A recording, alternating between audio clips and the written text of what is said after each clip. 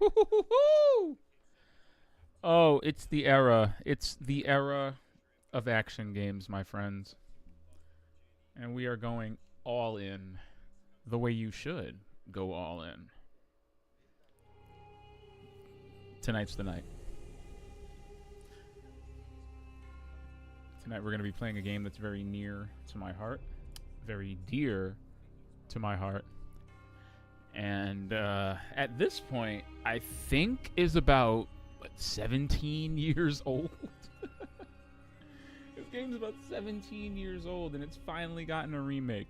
Arguably, the remake it truly deserved. I mean, listen, Ninja Gaiden is an amazing series fallen from grace, and whether or not anyone wants to admit it, Tobunobu Itagaki, the brain behind Ninja Gaiden's reboot, the man behind the Dead or Alive franchise of games, was cooking every time, okay? When he released the original, he called it the greatest action game ever made. And few people would argue with that claim. When the second one came out, we all acknowledged it as a little bit flawed, but still one of the best action games of its generation. Unfortunately, after Ninja Gaiden 2 and Dead or Alive 4's release, Tecmo Koei locked themselves down, Konami style. Budgets were slashed. High-profile creators like Itagaki himself were apparently just ousted from the company. And arguably, Team Ninja's games from that point on kind of experienced a bit of a decline. Okay, Dead or Alive 5, and not only because, you know, they lost their prolific and very outspoken director, but because the people who took over his franchises had completely different ideas about what these franchises should be at the end of the day. Ninja Gaiden 3 was a complete reboot stylistically and story-wise of the franchise, did not do well, wasn't well received, went against everything the franchise stood for. Dead or Alive was made to be less sexy, with a demonstrably uglier art style, mechanics that were kind of out of place and made the game more similar to like Tekken and removed a lot of the unique things that made DOA what it was. And even though they tried to clean this up later on with a later version of Ninja Gaiden 3 called Razor's Edge that brought back a lot of the gore and fast gameplay of the original, and even though they tried their best to reboot all of his games, like with Ninja Gaiden Sigma and Ninja Gaiden Sigma 2, arguably the output just wasn't there, and slowly but surely both of his key franchises fell out of public favor. You know, the Sigma series kind of muted the game and took it away from its hardcore, fast-paced, action-packed roots. DOA, we already know what happened to that. You don't hear about Dead or Alive anymore. But very recently, not only was a sequel to Ninja Gaiden 3 announced, with none other than Team Ninja and Platinum Games at the helm, but they also took the time to reboot the reboot of Ninja Gaiden 2 with Ninja Gaiden 2 Black, which, unlike Sigma, which sought to remove a lot of what made the game what it was and instead put their own new spin on it, adding bosses that were unnecessary, co-op modes that were unnecessary, all of this unnecessary undercarriage just attached to the poor game and dragging it down like a bunch of weighted clothing while trying to swim across a lake. Ninja Gaiden 2 Black kinda scales it back a bit, retaining some of the improvements from Sigma, but also bringing back many of the elements of the 360 original, while giving it an entirely new graphical coat of paint. Now, this game just dropped out of nowhere right after the Ninja Gaiden 4 announcement. And while off stream, I have exhaustively kind of played the first two chapters of all three versions just to see what they were doing with this sequel. I'm kind of pleased to announce that for the most part, this feels like a Ninja Gaiden 2 coat of paint over Sigma. Even though a lot of Sigma's elements are still kind of present, it's clear that the intent here was to revamp the game visually while bringing it as close to the original Ninja Gaiden 2 as possible. And I don't know about you, but for this veteran gamer, For someone who's been banging their head against Souls-likes and all other sorts of action games that are far from the ethos that we were preaching back in 2008 when Ninja Gaiden, Devil May Cry, No More Heroes, Mad World, and other fast-paced, high-octane action games, partially inspired but not entirely inspired by Ninja Gaiden, were releasing. I don't know about you, but for me, for this seasoned gamer, for this dyed-in-the-wool gamer, this is kind of what I've been waiting for all this time, man. I love this. I love this ish. So before the creators of Metal Gear Rising: Revengeance, something else we should also play, but before the creators of Metal Gear Rising: Revengeance and this beautiful game right here combine their efforts to make the ultimate ninja game later this year, we gotta get down on this. This is my wheelhouse. This is where I live. And I'm gonna love every second of it. Because like I said, I took a good chunk of my day off the other day and played Ninja Gaiden 2, Ninja Gaiden 2 Sigma, and then the first chapter of this, just to see what they were cooking. And suffice it to say, they're cooking. I'm ready. I'm so ready. So, let's get into this. Like right now. Like right now. I'm so excited.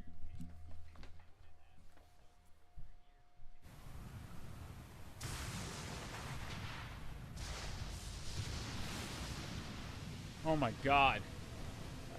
And I'm sorry. I do want to give Team Ninja their flowers to some degree. Okay, the Neo series has been quite good. A lot of their collaborations in games since have been quite good. But they could never just capture the magic that these games had. And it's a shame because, you know, Tomonobu Itagaki, I feel,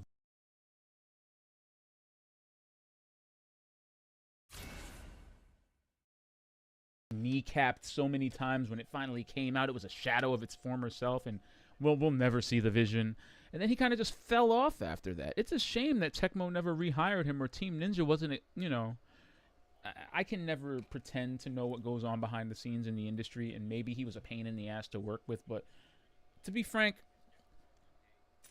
many an auteur, especially in the games industry, many an auteur have weird temperaments, but you get amazing games out of it. I've been hearing, especially as of late, and I'm not justifying it, but I've heard, especially as of late, Kojima probably isn't the easiest guy to work with, you know? As far as I know, he and the Metal Gear Solid cast, especially in regards to like David Hayter and the way he was treated, has not been all, you know, roses. There's been a bit of astroturfing of his reputation going on, especially in the Americas. But again, this is the man that brought us Metal Gear Solid. You know? My heart goes out to the people affected by his weirdness, but I don't know, man. What's the price you pay for what is the true price you pay for a groundbreaking, innovative, amazing game franchise?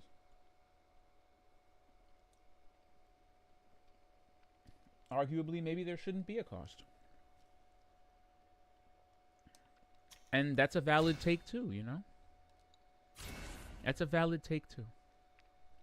I won't argue. I'm just saying. Itagaki deserved better. But the door swings both ways, unfortunately. I can only hope that he sees this come out and, again, is just proud of what they've managed to achieve. You feel me? What is an FPS limit? Clearly, I can't adjust it. Clearly, I can't adjust it. I wonder what'll happen if I play this on the Pro. Unfortunately, I can't play this at 120 at 120 hertz because the capture card does not capture that high, fam.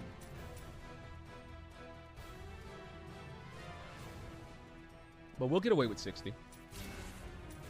Let's just invert the camera controls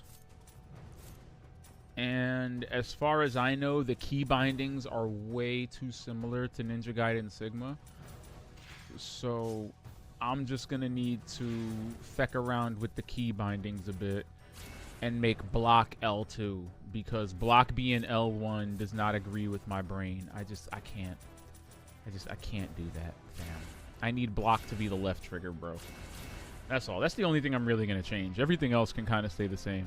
I wish interact was still the right bumper, because I actually appreciate that, but I'll just make it circle for the sake of whatever. My brain that has gotten way too used to playing, like, I played the original Ninja Gaiden 2 back when it came out on the Xbox, you know. My brain still thinks that interact is RB, but that's something we can get over, right? That's something we can get over. All right. What does camera warp mean? Do I want to know what that means? Anyway, let's get into this. I'm tired of preamble. Hero playstyle is crazy, but I know they added that for Sigma. The Acolyte walks the path of the shadows. I kind of want to do Path of the Warrior. I'm not finna play very hard and eat my brain. I'd rather go hard, very hard, Master Ninja, if that's cool. Seeing as it's been years. I mean, we could play very hard, but come on, man. Come on, man. Do we want to die? Should I try it? I kind of don't want to, because I'm still planning on playing this on Master Ninja. Don't get me wrong. Like, that's going to happen. You feel me? Let's play it on hard. Let's just play it on hard. I don't have to play it on normal, but I can definitely play it on hard. All right, bruv. What do we got here? Sky City, Tokyo. Special Agent Sonia appears at the door of the tiny shop run by Master Swordsmith Muramasa amidst the skyscrapers of Tokyo. She inquires after the ninja Ryu Hayabusa, his whereabouts a mystery. She brings news of a terrible danger facing the world, bearing a message that must reach Hayabusa at any cost. As night falls, the evil Black Spider Ninja clan emerges from the shadows to infest the streets of this unsuspecting city.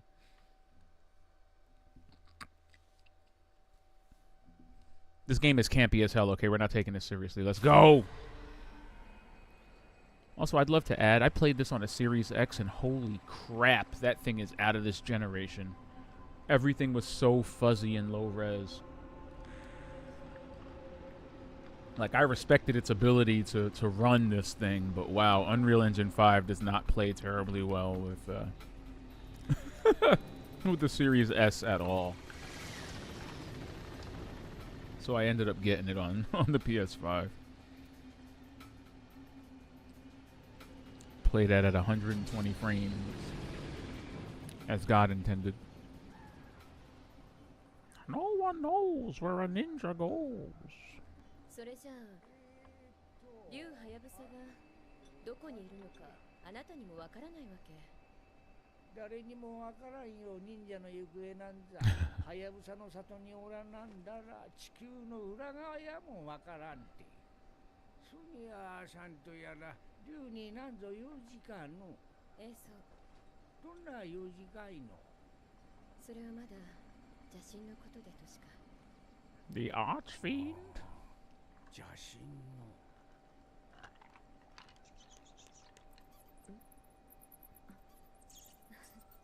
That's a ninja rat. Oh shit, Muramasa's dead. Damn. I gotta say, I love what they've done with the gore. This is actually bloodier than the original. Also, can we just like... Can we talk about how this game is running on top of Ninja Gaiden 2 Sigma's skeleton pretty much perfectly?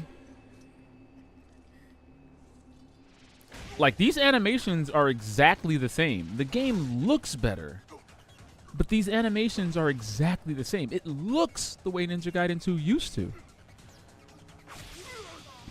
That's no easy feat, dude.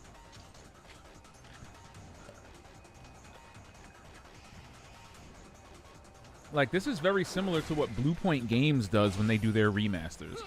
Like, their Shadow of the Colossus remaster is pretty much running on top of the old PS2 game's skeleton. That's why it feels like playing the original so much. Very little was changed, and I feel like Team Ninja did the same thing here. All right, bitches. Nah, chill. Chill. Listen, they don't know. They don't know. They don't know. Tell them. Tell them. Tell them. Tell them. This game came out when I was 22. Azuna drops for everybody.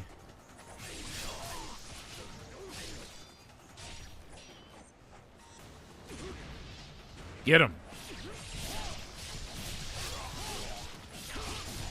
Get him.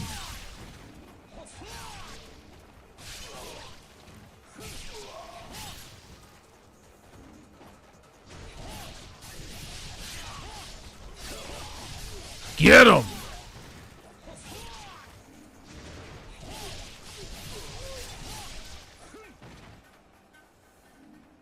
He wasn't ready.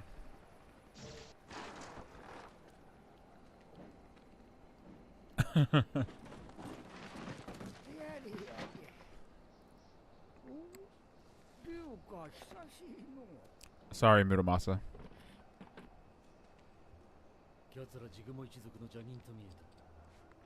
I mean, you know what's crazy to me?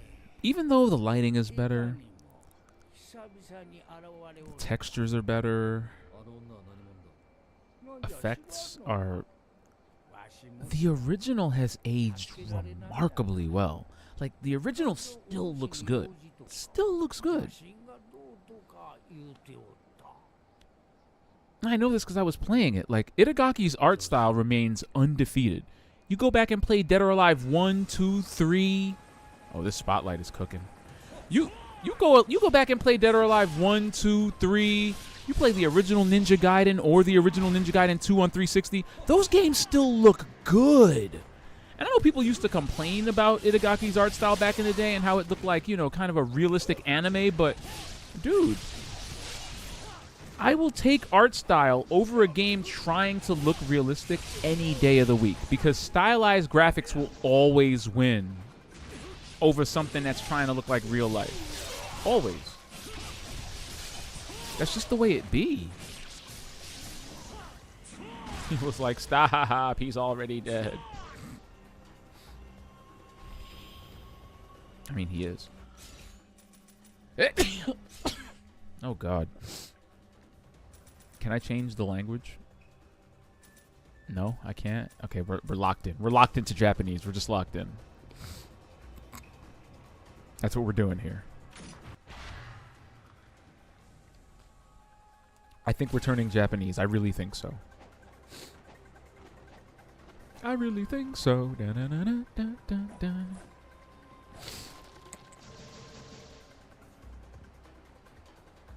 Another really sad and stupid thing that Ninja Gaiden Sigma 2 did, like, you see this right here? Another really dumb thing that Sigma 2 did was it drastically reduced the enemy density.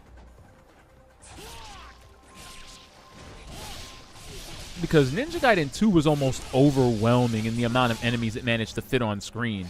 And it did so while providing an intensity that the original did not have. Like, it was already bad enough that the enemies in Ninja Gaiden 2 would fight you relentlessly and just dogpile you and not give you a chance to breathe.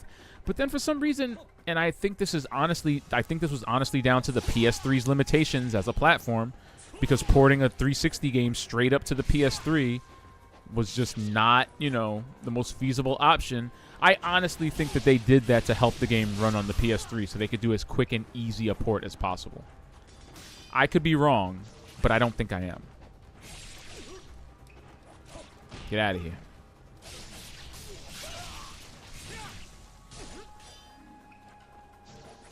Azuna drop. That's another improvement I'm so keenly aware of. In the original Ninja Gaiden 2, you still had to unlock the Azuna drop by getting the Dragon Sword to level 2. You still had to unlock it. In Sigma, every weapon has the Azuna drop. Even the Lunar. And the combo is so different and so weird. Stop it. Blop.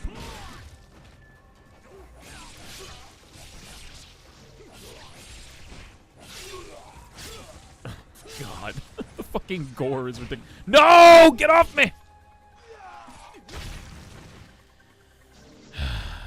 Dick face. No. I saw you. I saw you fall down there. Stop it. I don't need these tutorials. Playing Ninja Gaiden is like riding a bike. Okay, you just don't forget how to play it. It's such a specific and intense gameplay experience. You don't forget Ninja Gaiden's controls. You just don't. You just don't. It's why I still know how to play it to this day. Oh, he's missing a limb. Oh, he's missing a limb too. Get him. Obliterate him. Take his cheeks. Cut him off.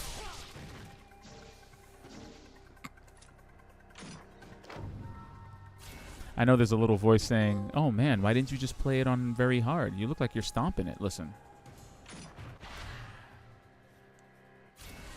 It uses it automatically in Sigma. Normally, you had to wait before you used these. Like, you could just pick them out of your inventory. Now, they just use it automatically, like it's a thing to do.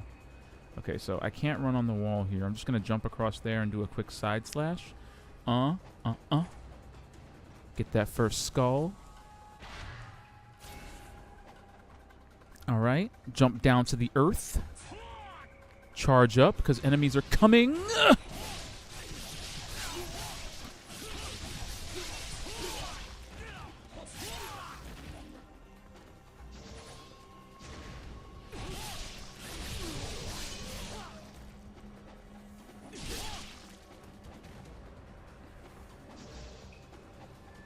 They don't know, man. They don't know about the intensity. I think someone put out a tweet the second this was announced, and they said something along the lines of, in a genre full of Souls-likes, when it was like when the genre needed him most, he returned. And it had a picture of Hayabusa. And I'm just beside myself because, not to gatekeep, but real ones know, man. Ninja Gaiden and Devil May Cry did so much to revolutionize modern-day action games. And so many games wanted to be Ninja Gaiden after Ninja Gaiden came out. It's absurd. Itagaki was cooking. And he was cooking in a way that was obviously not easy to replicate. Because no one could ever since.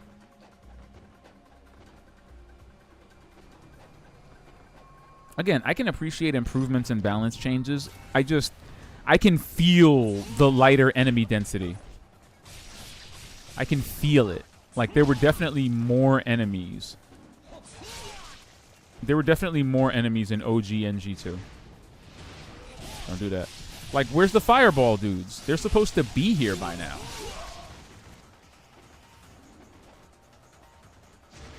Oh, he's crawling. He's coming. Look at him. He's trying. Nope. Don't do that.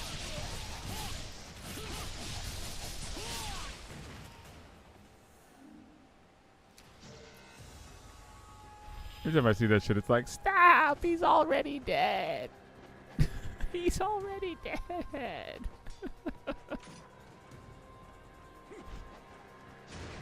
Oh, fuck.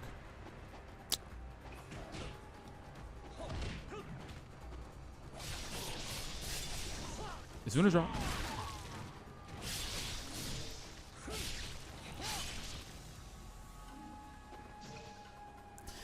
Ew. Disgusting. It's so fucking gross. It's so disgusting. Like, we're really towing the line here between just disgusting and and dope. Ugh. I almost started playing, like, I was going to just play the 360 original first and then dive into the remake, but I figured that would be a little bit of a waste of time. That, and I feel like I've played it so much at this point, like, you know, in secret, that it'd be so redundant to me. Not that I don't love me some NG2, but this is a remake of a game I played like 17 years ago. Never beat it on Master Ninja, though. I always felt like I liked it, but I always thought it to be inferior to the original. And that just says a lot about like the standards we had back then, where like something like this could release, and you would actually have like gatekeepers and purists and sticklers go, yeah, you know, I like 2, but it's not the perfectly tuned experience that the first one was. Like, time has been extremely kind to Ninja Gaiden, and action games have not been as good as Ninja Gaiden 2 since, you know.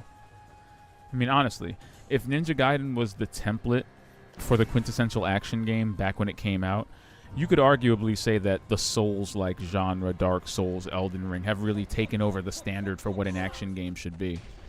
And yeah, it's fine, but I mean, when even Team Ninja is making Neo instead of Ninja Gaiden, you know, it just tells you where the climate be. It just tells you.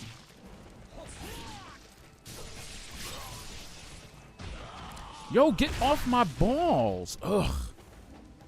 There's a little bit of a delay in the controls. I don't know if it's because of the animations, even though the animations look virtually the same, just refined. But there's a slight delay in the button, in the inputs. Is it just me?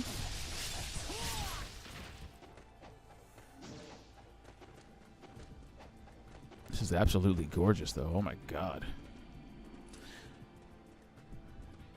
Look, I've been quoted as saying a truly good remaster doesn't so much show its hand, rather than it gives you the same feeling you had when you played the original. This is very obviously not the original game I played, though. It's so gorgeous. Like, the water is killing me right now. That spotlight after the first fight where they just have you arbitrarily fighting under a helicopter like ninjas that just have their own personal air support. Look, man. It doesn't make sense, but I'm going with it. The power of Unreal Engine 5, folks. I don't know what to tell you. Because no one knows where a ninja goes. Oh. I hope my buddy, my former partner in crime in all things Ninja Gaiden, I hope he's playing this right now and loving it and beating it on Master Ninja as we speak. I truly hope he is. You know, may his days be long, and may his enjoyment of Ninja Gaiden be fruitful. He and I used to kill it back in the day. Before achievements even existed, he and I would play Ninja Gaiden. We even beat the original on Master Ninja using only one weapon and no upgrades. No upgrades, no ninpo. Okay? We did that. Somewhere on my Xbox's hard drive is that save file. Beat it with only the Dragon Sword. No ninpo. It's a beautiful thing. Seriously, we did that.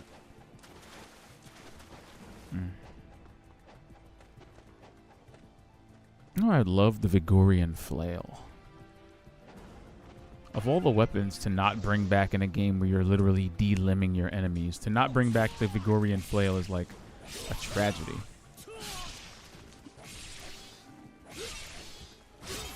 Ugh. See, there were a lot more ninjas in this part. I can remember the previous enemy density. It was absolutely a thing.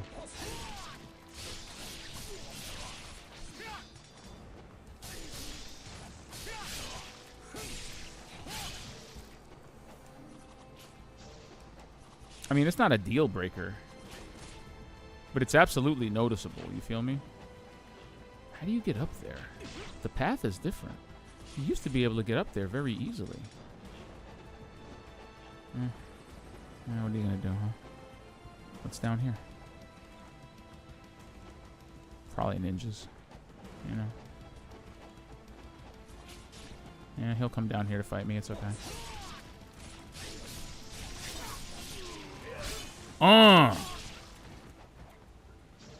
Stop that.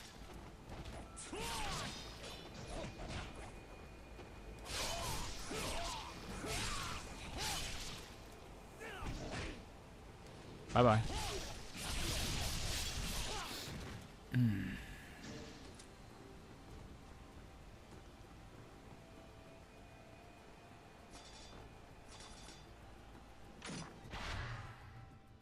Thank you.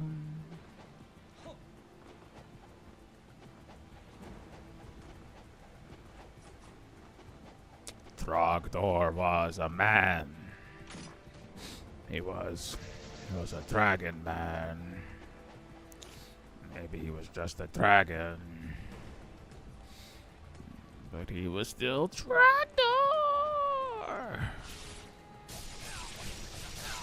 Throgdor. Burninating the countryside. Burninating the peasants.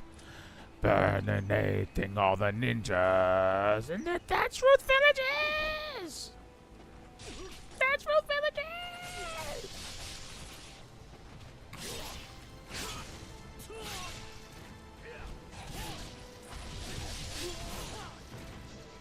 Whoa, why are you still alive, broski? Thatchroot villages!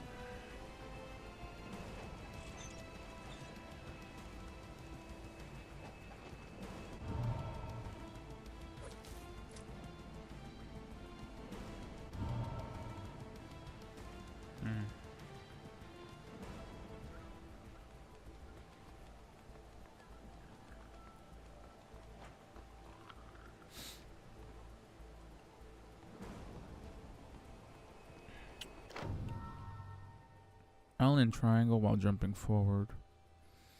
Any foes in your path will be decimated. Facts. If only I haven't been doing that the entire mission. I mean, this short leap is like the secret sauce.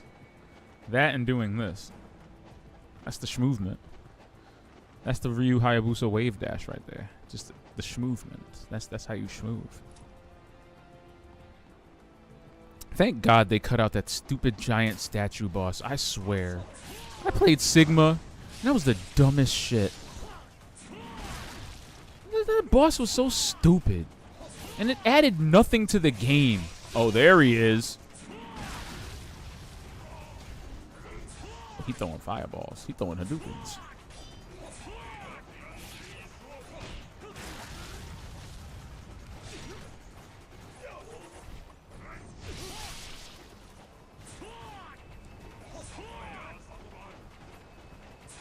Fuck.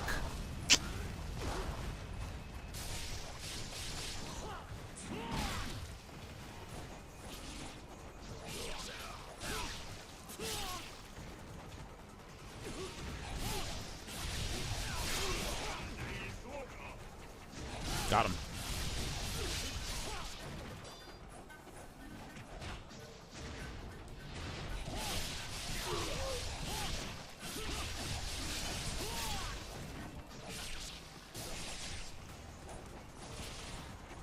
That's the relentlessness I was looking for. Can you imagine body slamming somebody so, like power bombing somebody so hard their head just explodes? Hayabusa's ruthless, bro.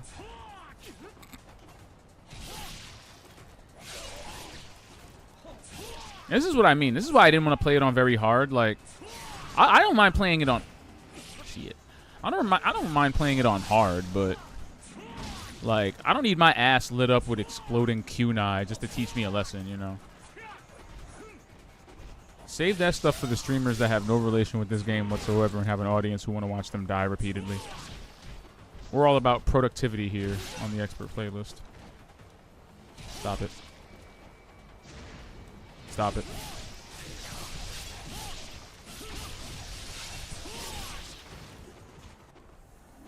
Doors open. Lunar staff.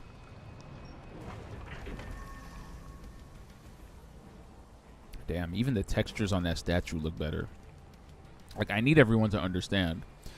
You don't just take a game and just shove it into Unreal Engine 5 and you magically get better textures, better effects, better lighting, better... No.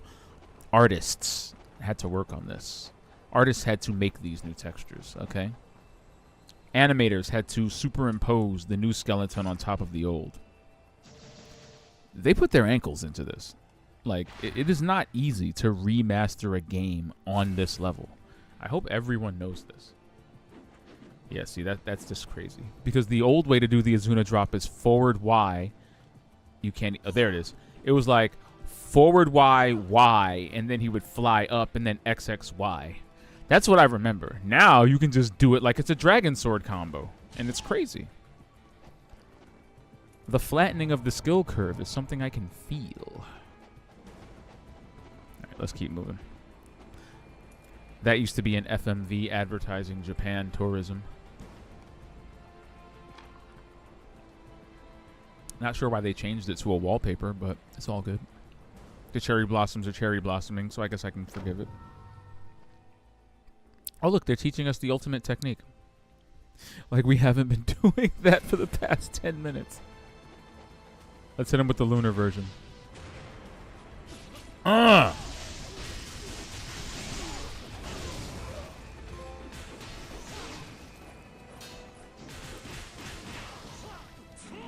Jesus. Let's keep going.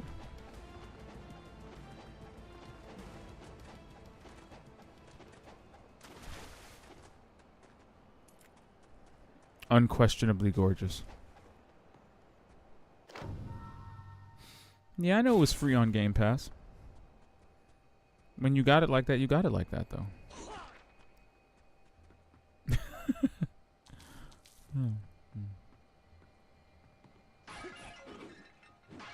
Like I said, it looked like booty ass on the Series S. I don't have a Series X.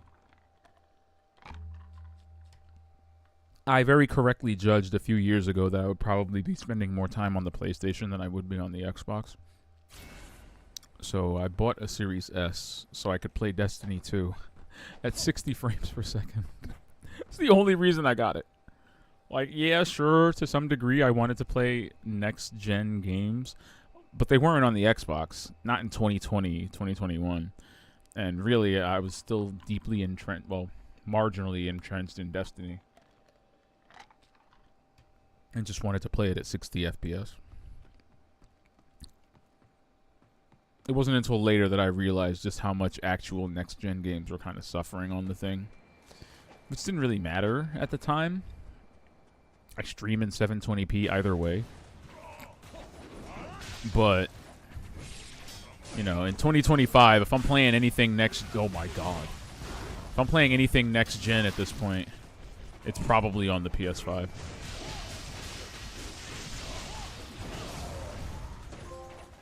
I kind of unwittingly declared my allegiance there. Especially now that I own a PS5 Pro and still don't have a Series X. Even though, arguably, a Series X and a PS5 Pro are not that far apart as far as power gap. Like, a Series X is definitely more powerful than a PS5, but I would say a 5 Pro kind of brings the PS5 up to the Series X's level. In its own weird way. In its own weird way. That and we out here just playing stuff at 8K. Just 8K. Who wants to play the Callisto Protocol at 8K? Somebody. I'll play Callisto Protocol at 4K 60 and it's a revelation. It's quite gorgeous. Playing it in the balanced mode at 120 frames with some VRR going makes it sing a little bit. Same thing goes for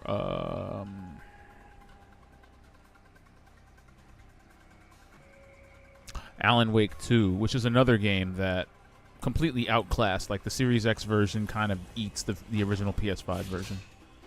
But on a 5 Pro. Ooh. Now you're cooking. I'm talking about 4K 120.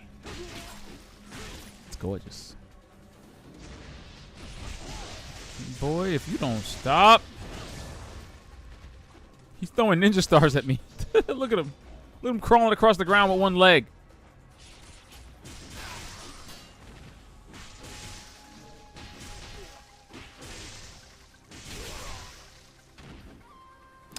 Hitting the obliteration technique with the lunar staff has always been weird to me.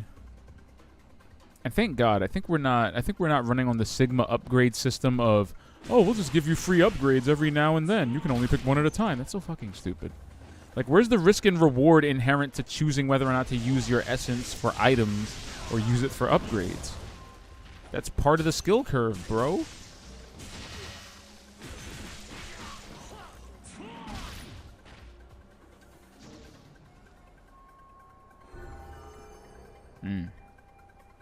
Indeed.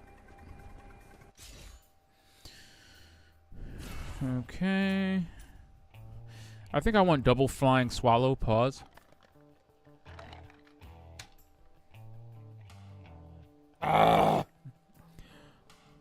But I respect the lunar staff too much. That, and I have free. They gave me free Izuna drop from jump.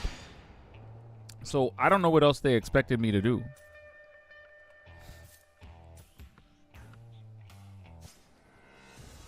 They gave me free Izuna drop from jump. All right, let's see what moves we've got. I think I have the double twirl. Dubba dubba dubba dubba. Dubba dubba dub. Bop. Okay, we've got that. What else have we got? Square, square, square, square, square, square, square. I love that one. That's square, square, square, triangle is the boop, bada, bop. Like that. Yeah, it's the bap. That'll take off a limb real easy.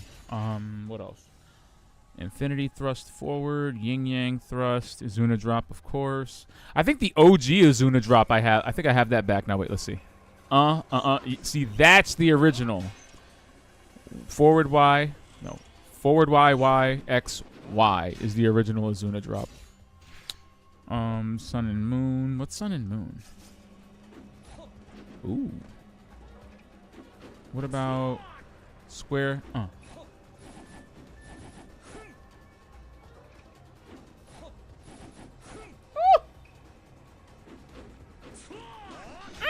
I'm sorry. Hold on. Let me do that again.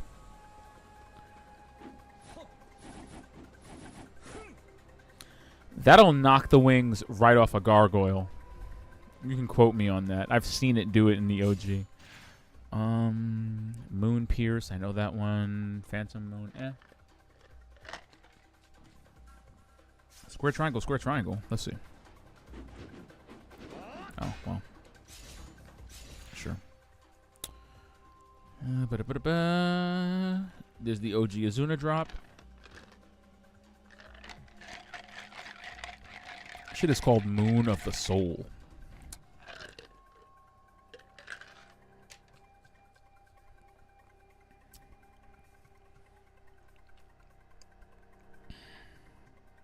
Okay. You know you're cooking when every weapon has its own individual move list. That's how you can tell this game was made by people who also make fighting games. They gave Hayabusa a toolkit. He got a toolkit, okay? This ain't a move list. This is a toolkit. I haven't used my Ninpo once. Unfortunately, that's like a holdover from the original Ninja Gaiden games, because at the end of every mission, when they were tallying up your ninja rank... Stop. When they were tallying up your ninja rank, they would also count the number of Ninpo you use. So, to be frank, you were kind of discouraged from using Ninpo because it would negatively impact your score.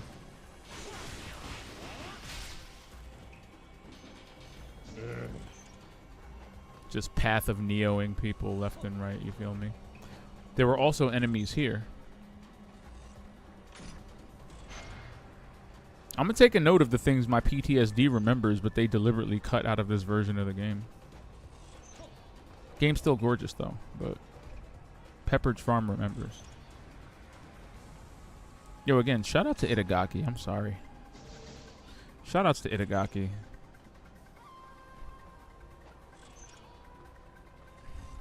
Shout out to Itagaki.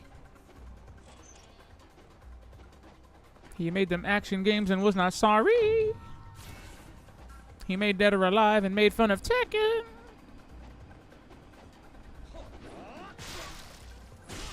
Ugh.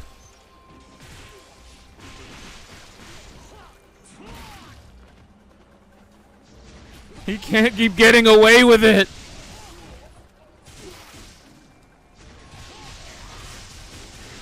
Jesus.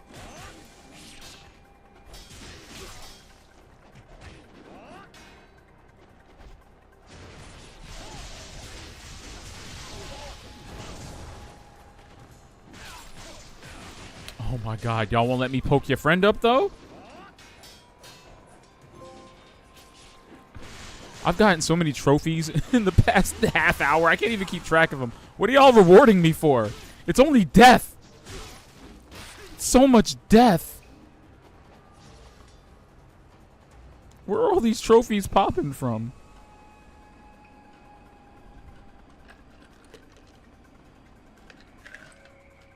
This is partially why I'm saying what I'm saying about the enemy density. Ninja Gaiden, especially for a 2008 game, had really, really large environments. Really ambitious in terms of design, but without that enemy density, it does lead to the levels feeling a bit empty. You know, when there aren't just enemies just constantly running in from every corner and you're not distracted by that, the levels can feel really large and cold and empty. Is that anyone's fault? Anyway, shout-outs to the new team. You know, they really put their ankles into this. They knew what they were doing. They knew what made the original so great. He said, but it's good death.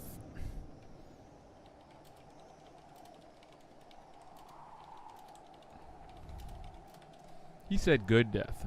That's how you separate the deaths. Yo, Ryu was just watching until she slapped her in the face. He's like, I'm gonna watch this. Oh no, he hit a woman. Just ready to fly through the window and simp with his sword out. You gotta love it. You gotta love it. He's like, I can do kidnapping, but I draw the line at slapping the women you've kidnapped.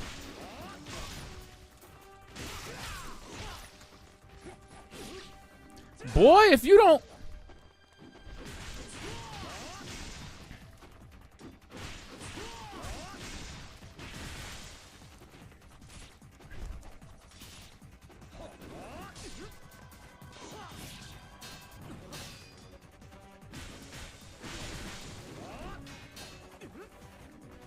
Like, I don't think people... Why did he stagger me like that? I don't think people realize the relentlessness that we're dealing with here. Like, this ain't no patient, oh, wait for your enemy to wait for your enemy to expose a hole in his offense and defense. This is more like fight your enemies relentlessly until you find an opening that you can exploit. Because if you stand there and block, and this is the key difference, okay? Dante's too cool to block. All right? Any other game protagonist is content to dodge, is content to block, or is content to parry at their own leisure. Not only can Hayabusa do all three, he needs to do all three. He needs all those tools in his toolbox. It's still the old team, but they added fresh meat. They better be. I mean, I would say a lot of the old team is unfortunately gone. This series has not been the same since Itagaki left. But... shoutouts to them on dialing back the Sigma-ness of NG2 just so much.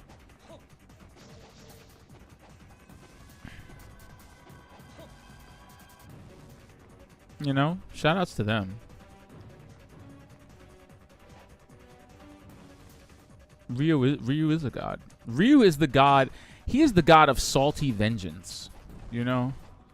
The original Ninja Gaiden established this perfectly. In the very first mission of the game, you fight your way through your own temple. Just to fight Mirai and then get completely bodied. Like, Ryu dies in the first mission in Ninja Gaiden 1. And then he gets resurrected through the spirit of the Falcon as, like, the spirit of revenge. Like, just pure animosity encapsulated in one ninja man. You know, that's what that entire opening cutscene symbolizes. After he gets, like, cut in half by the Dark Dragon Blade and that bird flies by and looks at him, it's like, yeah, man. He got resurrected as the Falcon. That's why he's got a giant bird on his face.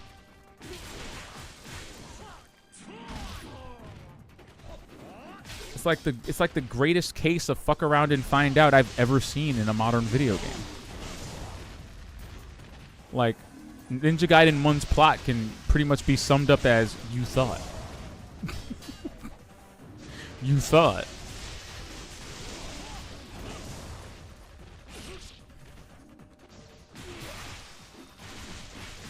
Oh, damn. Something tells me you really like Ninja Gaiden, because while I would say I think every action game definitely suits their own purpose, Devil May Cry is definitely more about style than substance, and God of War is more about brutal power fantasy than technique. Ninja Gaiden kind of fuses those things seamlessly.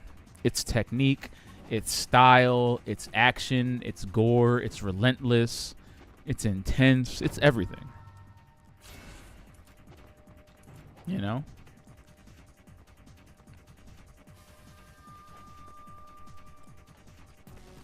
I'll tell you one thing. I never looked after the Ninja Gaiden game, after the Ninja Gaiden remake, and I'm talking about the first one that came out on the Xbox. I never looked at Ryu Hayabusa the same again. Like, even in Dead or Alive. Like, I never played as Hayabusa in Dead or Alive. And then Ninja Gaiden came out, and I'm like, I need to play as Hayabusa now. I need to play as him. I need to figure out how to do the Azuna drop in the game now, because holy shit, I've seen it explode someone's face in real time. Alright, let's upgrade the Dragon Sword, because we got it like that. We're too good, man. We don't use our essence on items.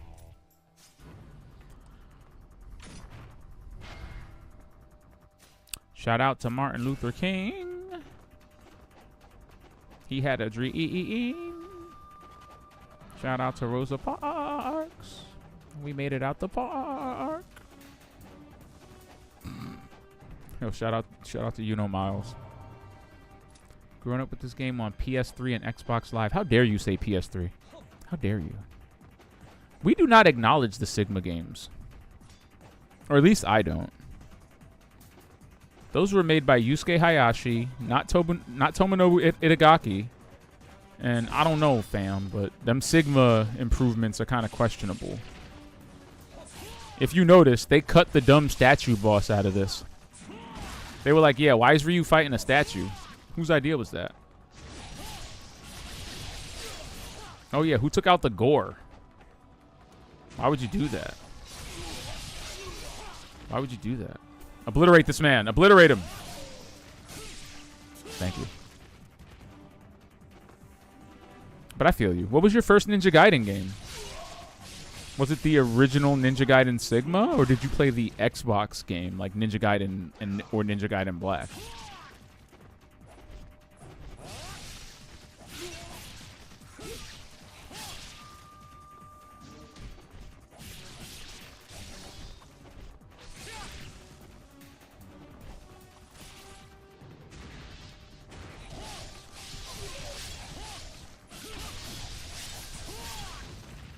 The Sigma games were peak hack and slash. You know, that they were.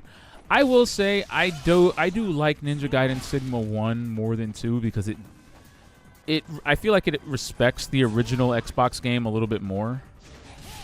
Like they added they added the twin swords, which was cool, even if the weapon itself wasn't all that amazing. But the original Ninja Gaiden is like the closest to, I think, like a perfect action game as games can be. Like truly, like the first Ninja Gaiden for me is like, wow. Ninja Gaiden 2, I think, was a great but kind of flawed masterpiece. And I do think that Sigma 2 improved on it a little bit, but I feel like the removal of the gore is unforgivable, and the additional bosses, like the giant dumb statue bosses, like, why did we do this? Why? The Ayane and Momiji levels are cute, though. I will give them that, even though it does take some of the focus off Ryu. I do like seeing Ayane out of the context of the DOA games. Just being a badass ninja, you know, that's cute. Yeah, you gotta love it. I mean, it's an action game made by a developer who was primarily known for fighting games. It's got all of the best things in there. Oh, jeez. See what happens when you take your shots?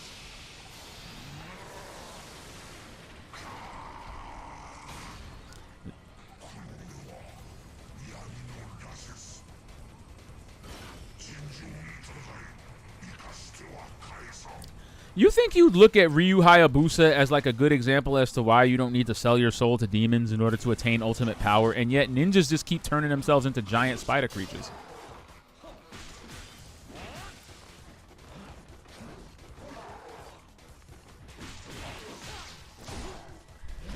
Yo, that throw is the bane of my existence, bro.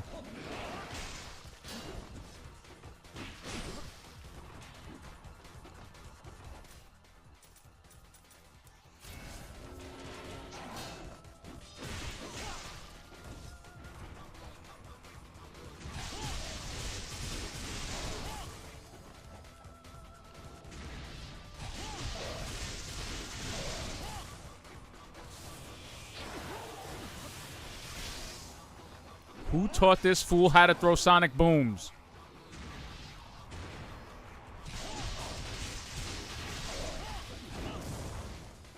Obliterate him.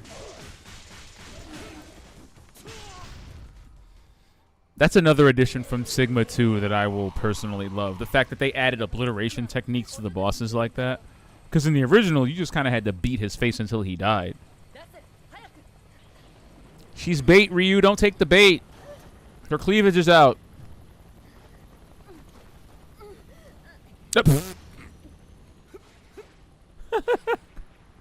Imagine holding somebody hostage and Ryu just starts accurately throwing ninja stars at your head.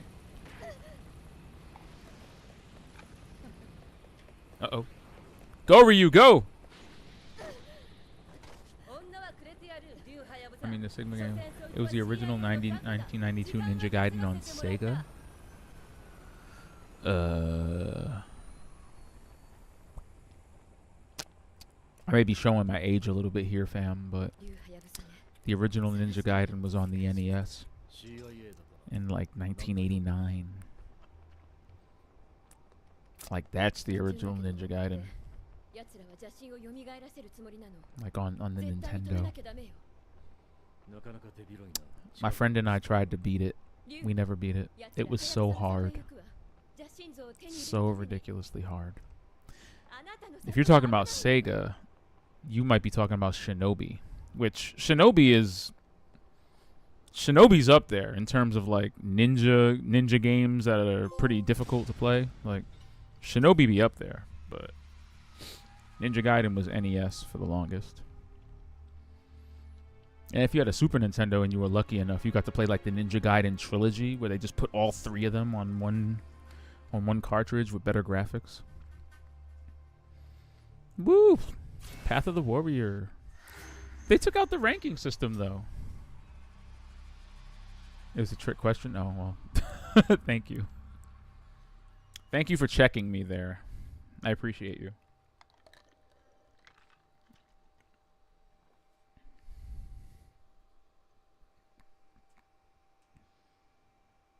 The shadow of the Black Spider clan reaches Hayabusa village. They hunt for the demon statue, the key to resurrecting the Archfiend. Only Joe Hayabusa... How did he get that name? His body, still mending from his last battle, stands between them. Genshin, leader of the Black Spider Ninja clan, faces his longtime rival in a fateful duel. As the castle of the dragon burns, the otherworldly Elizabeth smiles coldly. The seal binding the demon statue is broken. Did they just spoil the whole mission? That, and again, we're talking about the Sigmafying of Ninja Gaiden 2. Why is this stage in the daytime? In the OG Ninja Gaiden 2, this stage was at night, and it looked beautiful. Beautiful. In the daytime, it's just slightly less impressive. Oh shit, look at Joe.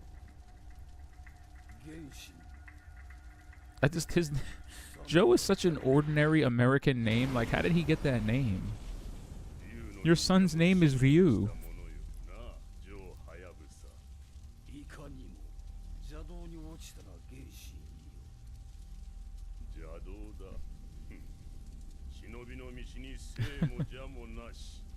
I appreciate you. I try to be an expert penguin, not a noob penguin.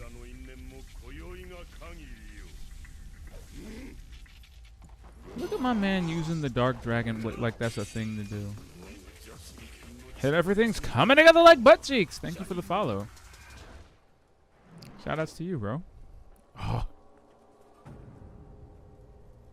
See, man, it's burning in the daytime. I'm just saying, it's burning in the daytime. what they're really doing, they're just trying to show off the lighting. Oh, look at this lighting.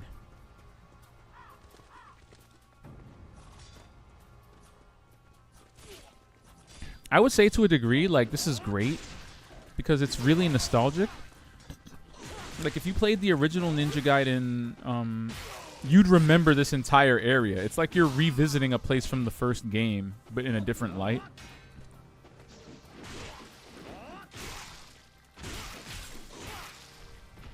Like, this is literally the mini graveyard.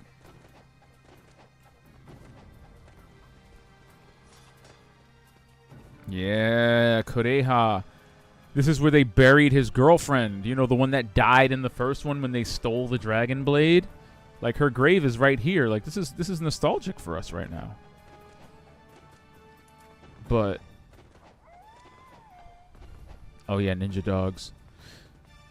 Ninja dogs. Oh no, they don't get their cutscene? Bro, it's literally a dog holding a kunai in its mouth. I'm just From birth, your dogs are taught the art of the ninja.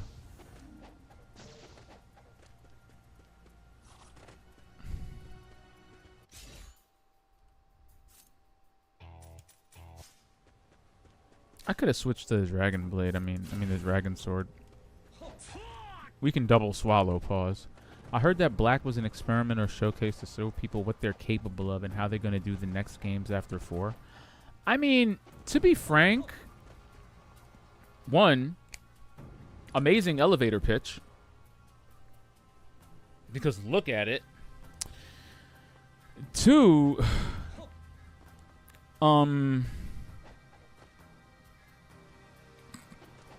artistically, it's really sound. Like, I will give it that. Artistically, it is gorgeous. Like, it's clearly running on top of the old Ninja Gaiden as like a template, like a framework. But what they've done to it artistically is amazing. Like, this is literally Ninja Gaiden Sigma 2 with some bells and whistles. Fantastic graphics added, but a lot of the animations are the same. Like, it's faithful to the original while looking like a completely new game. And again, it's not even just straight up Sigma. They tweaked it. They tweaked it after tweaking it. They like tried to up the enemy density just a little bit because Sigma 2 kind of reduced that. They brought the blood and the gore back, which I will always appreciate.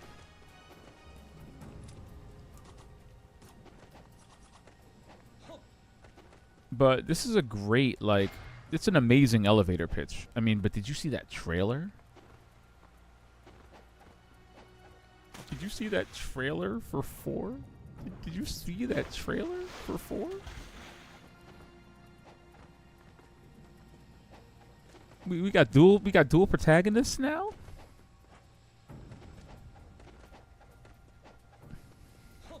They should have just called Konami and let them put Raiden in the game. I mean, they're basically giving us Metal Gear Rising Revengeance 2. I'll die on that hill. I'll die on that hill. To me, the game looks like Raiden versus Hayabusa.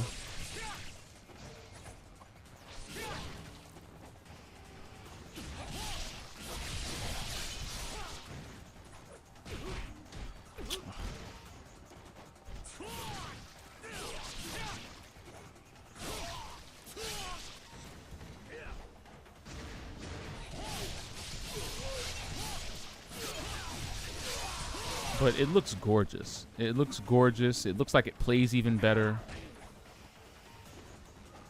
Goodbye.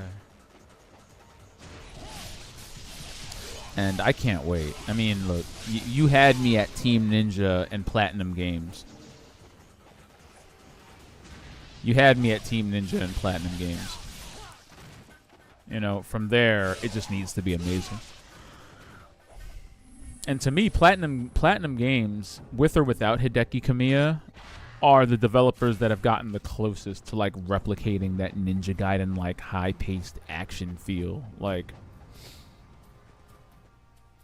their entire output has been nothing short of extraordinary, at least in my opinion. Like, I have the utmost faith in Platinum to make a hit. It'll forever be a shame to me that Bayonetta was locked to the Nintendo platform because I honestly think with better technology, and I really mean that, like, the Bayonetta games are good, but I think with the right technology behind it, they could have been so much more ambitious, and those games could have just been better than good, and they would have been great anywhere else. But, you know, coulda, woulda, shouldas are the domain of the wishy-washy, so we gotta appreciate what we got, you know?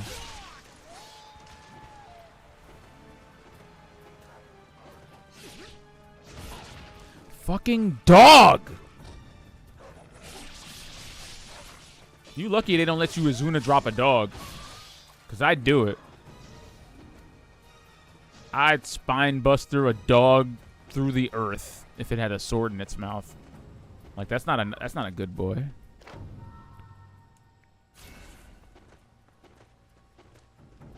True, you can't have a Ninja Gaiden game without being able to cut every limb. You can't, man.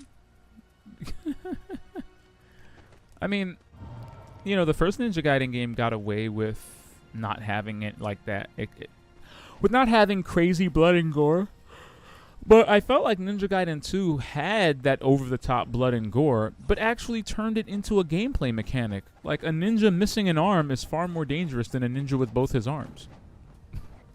Like, the obliteration technique was part of the gameplay. It just wasn't some superfluous thing where they were just like, hey, man, let them just cut people's limbs off. Like, no, it actually meant something to the gameplay. There was actually a way to kind of strategically separate your enemies, too, because you could separate the ones that are about to die from the ones who are, you know, still healthy. Create a chain of obliterations that added a nice layer to the combat. Maybe in the minority here, but I genuinely feel like that just pulls it all together. And in Sigma 2, when you cut someone's head off and like purple light just comes out of their neck and the arms and legs disappear minutes after you've killed them and don't sit around in the level as the sum total of your carnage, something's missing, man. Something's missing just a little bit. Just a little bit.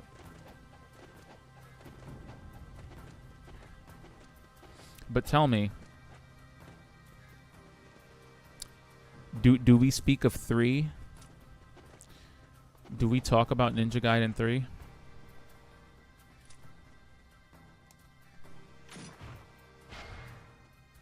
Stop holding out on me. Where are my Wolverine claws? Where they at, though? Hold on. Birdman hand rub.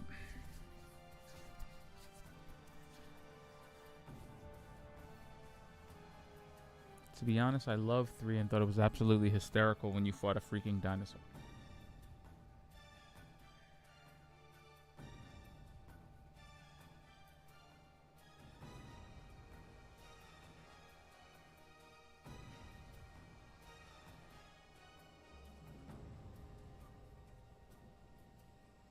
You better be talking about 3 Razor's Edge. I played the original 3. I remember at the time I reviewed it for a very cool website. And at the time, I had likened Ryu's blood curse to him catching herpes. Actually, I remember calling it ninjerpies. I thought the story was really bad. I thought cutting out half the weapons was a really bad idea. And I thought trying to rebrand Hayabusa as a family man was a really ham-fisted move, considering that this man just cuts off ninjas' limbs for a living. So for him to suddenly feel bad about being a ruthless, bloody ninja was just kind of off-brand, you know? It'd be like a dead or alive woman being ashamed for having cleavage.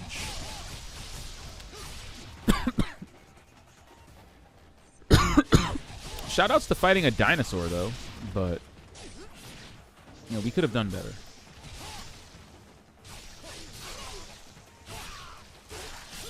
Three Razor's Edge tried to clean it up a bit, but you know, you can only polish a turd for so long. I mean, it's still a turd. It's just a really shiny one. Like, am I being mean?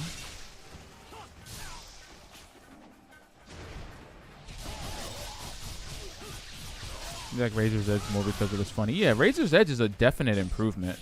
The original 3 was kind of a tragedy. The original 3 gave me nightmares.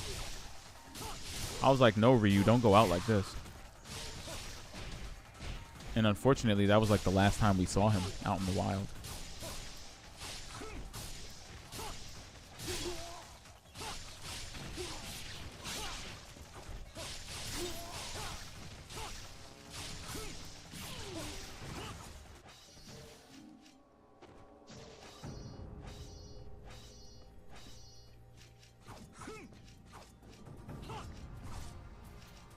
Are the claws more fun than I remember? Am I bugging?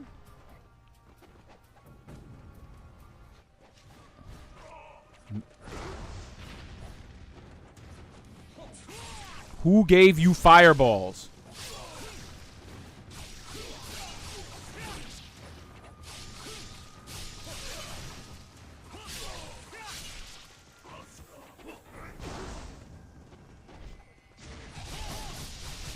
Did I ever play Z? You talking about Yaiba? You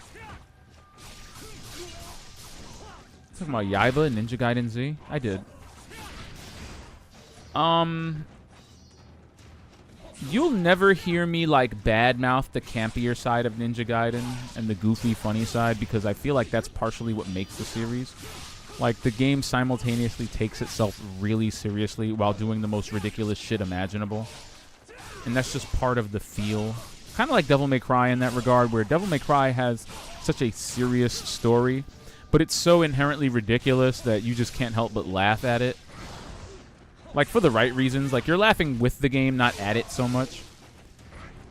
Yaiba might have been a bridge too far, even though I thought it was cool stylistically, and I did like the fact that, you know, it kind of looked like a comic book. I did appreciate the different approach, but the fact that the protagonist was not Hayabusa, that you were instead like a fanboy of Hayabusa who was apparently hunting him down, I can see why that rubbed people the wrong way. It didn't rub me the wrong way. I just thought it was kind of a goofy side thing. I didn't consider it a real Ninja Gaiden game, so I guess I wasn't really that disappointed by it, but, you know. Again, when something's sense of humor is in the right place, I can go along with it. I remember I went to PAX. No, was it PAX or was it Comic-Con? It might have been Comic-Con that year. And at the Tecmo booth, they were promoting Yaiba by handing out bottles of hot sauce. Actually, hold on.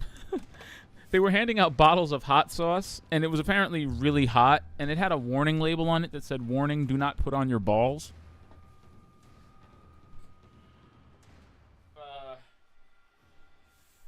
To this day, I still have the hot sauce bottle. You know, talk about, like, I mean, there's something to be said for, like, you know, when you got, like, a good sense of humor, but, like, yeah, here it is. Hold on. If the camera doesn't, like, eat it, but, like, look. This is the Yaiba Ninja Gaiden hot sauce. And if you look in the corner there, it really does say, "Warning, keep away from balls." I mean, whatever balls you have left after playing Ninja Gaiden Z, of course, but yeah, man.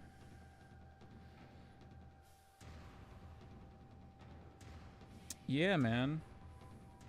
That's hardcore. I mean, hot sauce is like the hard mode of food, so what better way to promote your video game? Holy shit, you've got one too? You're a true Ninja Gaiden fan, sir. You are a true Ninja Gaiden fan if you've got the Yaiba Ninja Gaiden Z hot sauce. Shout out to you. See?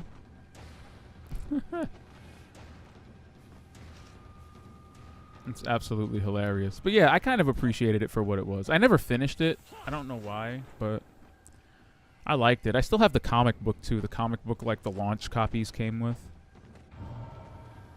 Again, you know, fun but forgettable spin-off. I think, and I think this is true of any franchise. Like,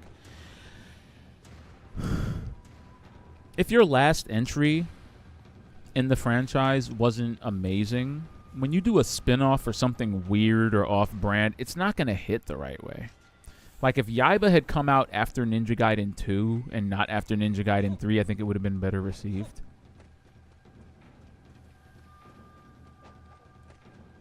But, you know, hey. I got one. What do you say? I was just stuck on the warning, keep away from your balls part. You know, that's just so out of pocket that...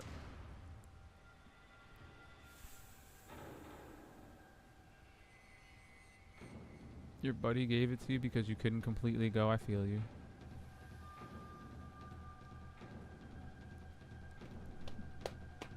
As you should. As you should. I didn't even use all of the hot sauce, which is absolutely hideous. Whatever is still left in this bottle is probably not for human consumption at this point. Like, you may die if you consume whatever's actually left in this bottle.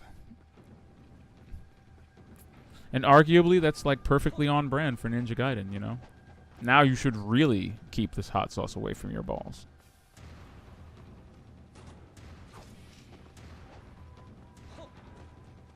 Am I bugging? I gotta be. I feel like I'm bugging. Why am I just not going the right way?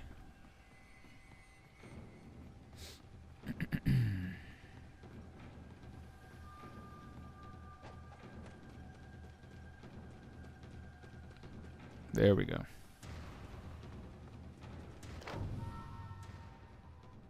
It's really sad coming across all these dead ninjas who were literally just holding the instruction manual in their hand at the moment they died. He's like, if only I had mastered this technique. Like, bro, you were holding the manual. What happened? Ow.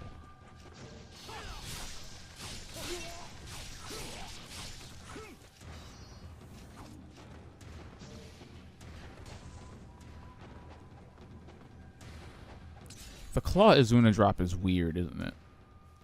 Da da da da da da. Yeah, but no. Where's the real one?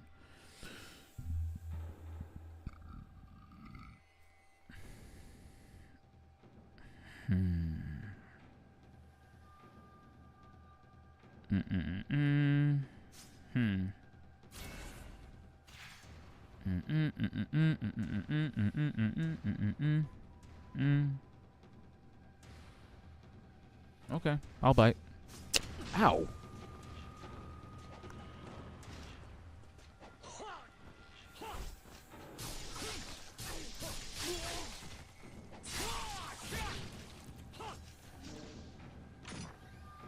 You still have it wrapped. Has yours turned brown too? No, shout outs to brown hot sauce.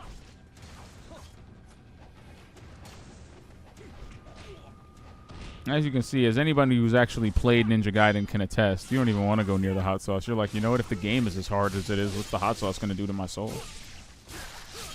I bet Itagaki put it on his every meal, though. You know, shout out to Tomonobu Itagaki.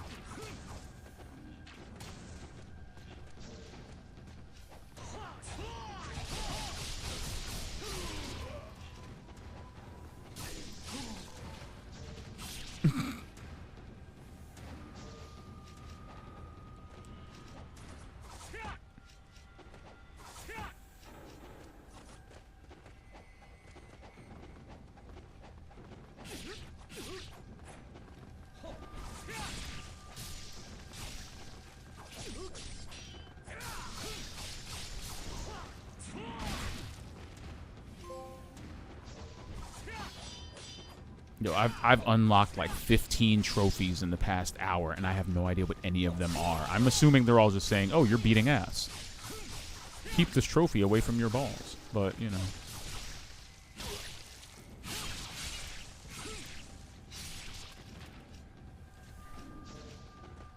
They're like, how can we make Ryu even more badass? I know, put claws on his hands and feet.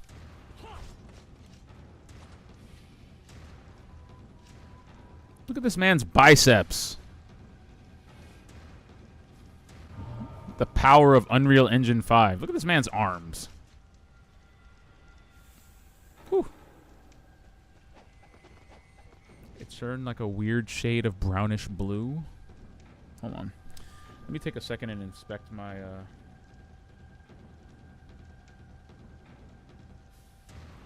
Yeah, I agree. Like, it's... I mean, mine has clearly congealed at this point. Like, it's been sitting at the bottom for a while now. I'm surprised it hasn't, like, eaten its way through the glass. But, yeah, bro. This is like the DEFCON 4 ripcord button. Like, when I finally find a need to poison my enemies and see them drawn before me, that's when I will deploy this hot sauce. I swear, if Team Ninja ever has a signing of anything, I'm bringing this hot sauce bottle. This reminds me of when they had Hideo Kojima. He went to Uniqlo for they had a Metal Gear Solid 25th anniversary collaboration. Of course, they had a bunch of Metal Gear Solid shirts and everything at the time. And Hideo Kojima and his name escapes me. The artist, the mechanical artist, Yoshitaka Amano, I think his name was. No, that's the artist for Final Fantasy. Ugh, I'm so racist. I'm sorry. But basically, because I can't remember his name, but Kojima was going around doing signings at like a bunch of Uniqlos for Metal Gear's 25th anniversary, and I brought him the Xbox version of Metal Gear Solid 2. And when I tell you, he was flabbergasted. I think he forgot it came out on Xbox. I think he forgot they made Metal Gear Solid 2 for Xbox. He was looking at it like I had just handed him a bomb. He was like, holy shit. And then he signed it. And that was a very happy day.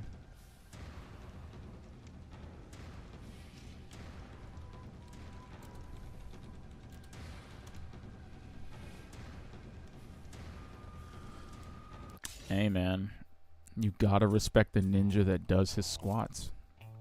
Ain't nothing gay about that, man. That's the Black Dragon gluteus.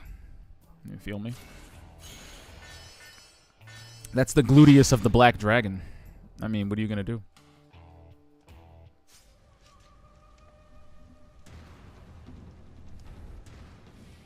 Man's trained his whole life for that cake. Look at that. Look at that, man. Powered by Unreal Engine 5.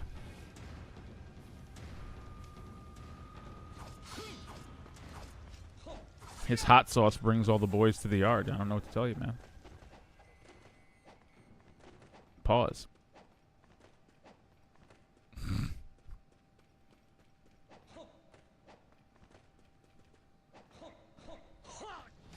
Oops.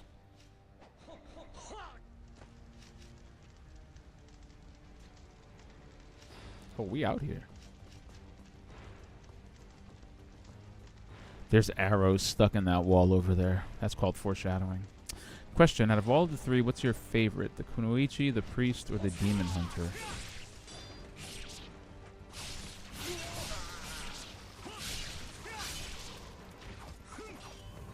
Woo!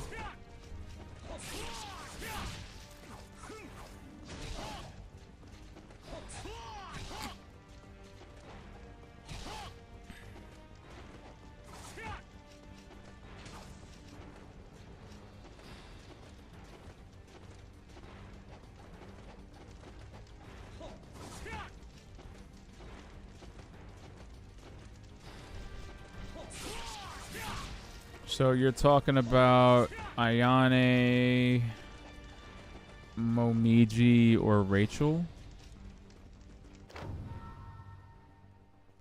You still purity testing me? I thought we were past this.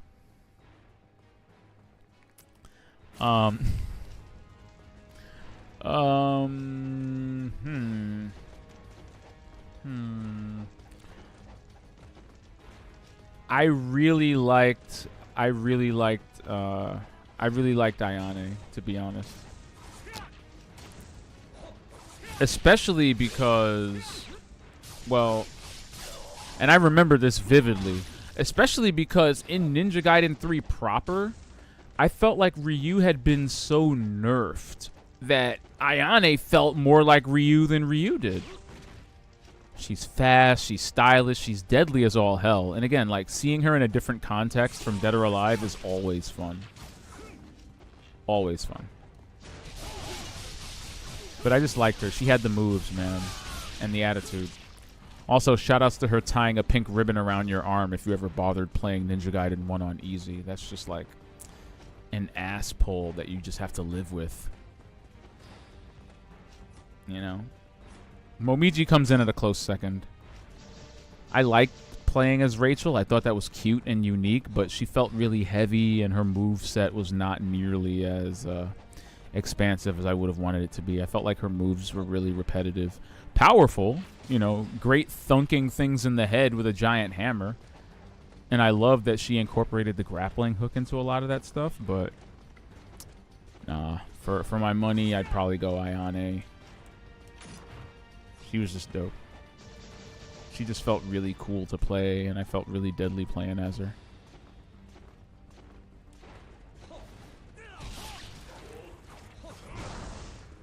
Boy, if...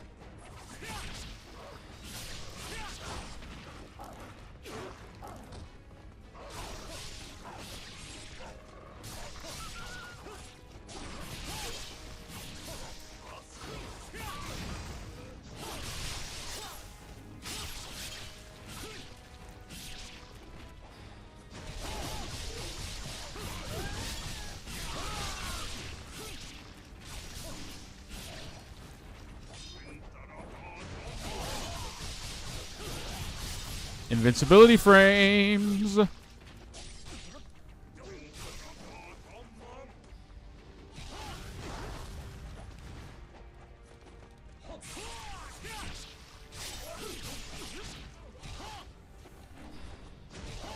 that was a bad idea.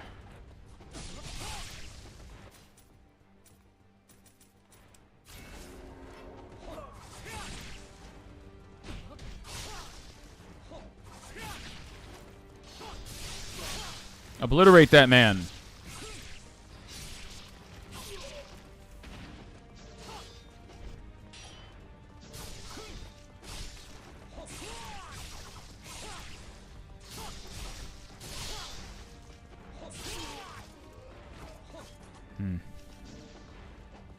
Really? I mean, Momiji's a badass, don't get me wrong. I think I'm just really attached to Ayane too. Like, I have history. Like the Dead or Alive series. If you played Dead or Alive prior, especially like in the lead up to Ninja Gaiden, so many of the situations and move sets are just so familiar, and it's just kind of a blast. At least for me. Like that's the way I read it. It was just a blast seeing her do all of the stuff I've seen her do in Dead or Alive in a much deadlier context. Shoutouts to Momiji, though. She became a DOA mainstay, I think, afterward. Wow. Just kicked me off the roof. It's cool. You know, shoutouts to the DOA and Ninja Gaiden universes just permanently converging as a result of this franchise.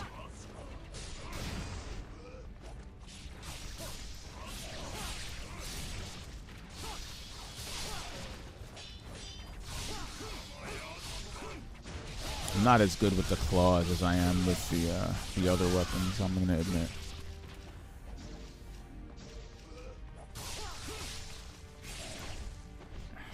There's a bunch of moves I don't know with the claws. A lot of weird directional shit. Get up. Or not.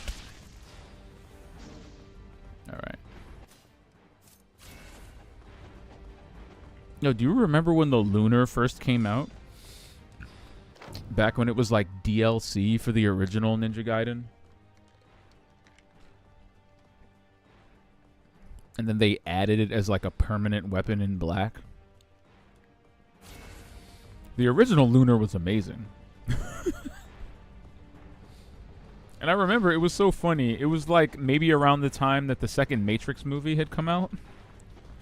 When Matrix Reloaded came out and Neo had the Burly Brawl. So, when I tell you that the Lunar made me feel like Neo.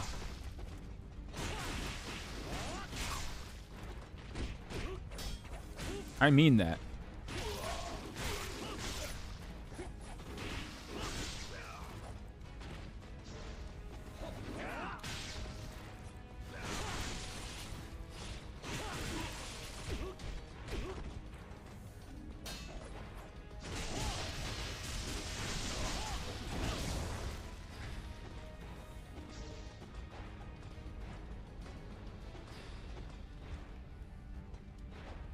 I mean, Rachel at least... Are you just talking about Rachel? Because I don't think... I mean, Rachel was far from random, right? She was a huge part of the story because her sister, Alma, had been corrupted by the Archfiend. I guess corrupted by the promise of power and gave into her demon lineage. And was just like, yeah, you know what? I'm going to become a giant bat monster. And also become the hardest boss in the game. Oh my god, Alma. Oh my gosh, I remember Alma being legendary amongst me and my friends and anybody else who dared play that game, especially on Master Ninja. Forget the final boss. Forget every other boss in the game. If you could beat Alma, street cred. I remember literally spending like days on Alma. On normal. Like, ugh. Like, Rachel, that's the power you could have had, girl. You know? That was the power that she could have had. She could have had that Alma power if she had been willing to grow a couple more horns out of her boobs, but no. Some of us gotta stay normal, not give in to our bloodline corruption.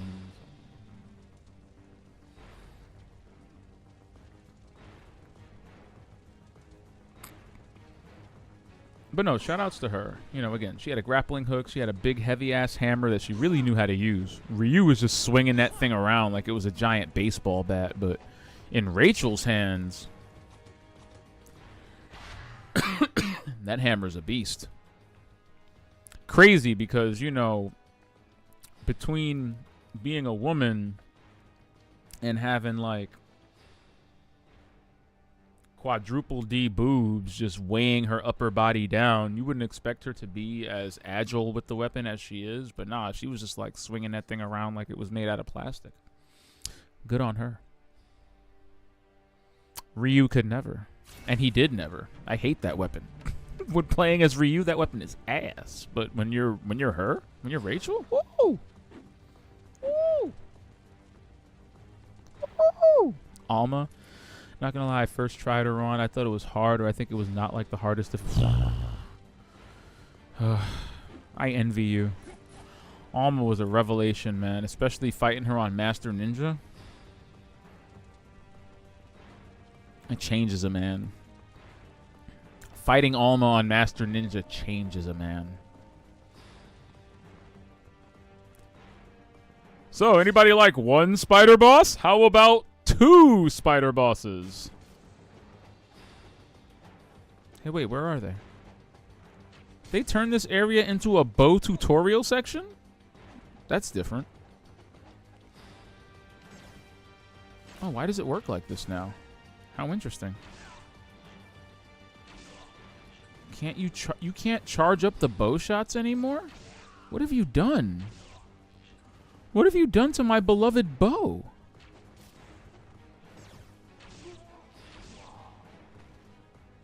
I liked being able to charge up the bow and fire an arrow that explodes someone's arm off their body. Why would you take that away from me?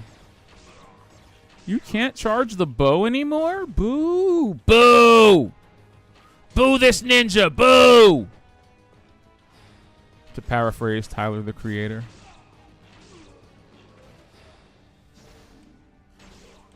On the flip side, we seem to have unlimited arrows, so maybe it's a blessing in disguise. Spiders! Oh, there they are. Hello. What's up, buddy? You're back. You know, when you're doing that weird video game shit where something's a boss and then all of a sudden it just becomes a normal enemy. It's like, oh, thanks.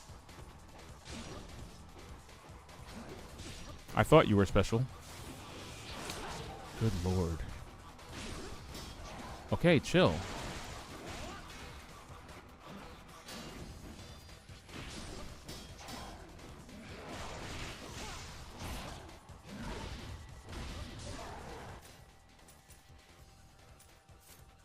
I'm not gonna lie, he's working.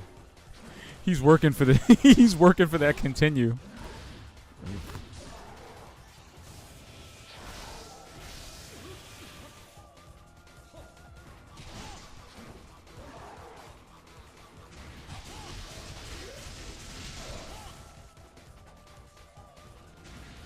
Oh, he let me do it.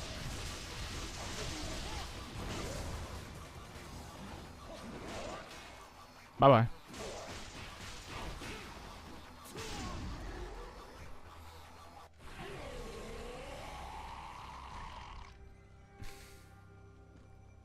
Yo. You're triggering how do they say? You're triggering core memories. Okay. I know that scene where like Alma flies down and touches down and the camera's just like giving you like a fresh shot of the yeeks. I was like, damn. I can see why this game is rated M. This better not awaken something strange in me.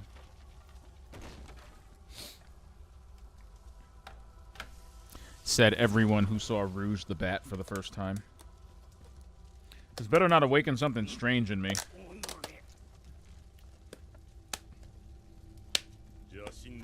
God.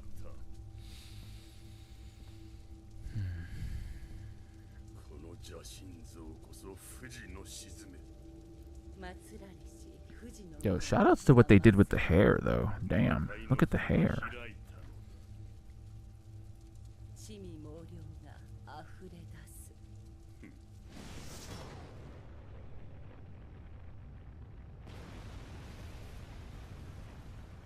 There goes Mount Fuji. You know not of the power you mess with. Some things are sealed away for a reason, you heathens. Nobody ever realizes this. They just want to mess with the ancient artifact. Like, no, the Hayabusa clan has been defending this thing for centuries. What, you think they're just doing it for their health? Or you think they're doing it because, no, they just don't want anybody else to have the power? No, ass.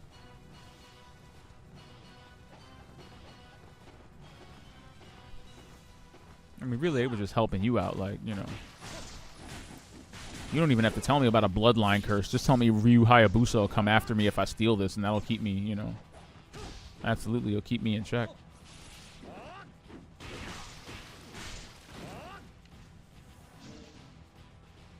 Yeah, arrows in your butt. Arrows in your butt. Okay. I noticed the bow is like a permanent item now instead of just something you need to equip. That's kind of nifty.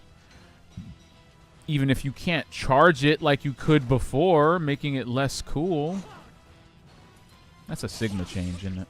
That's one of them Sigma changes. See?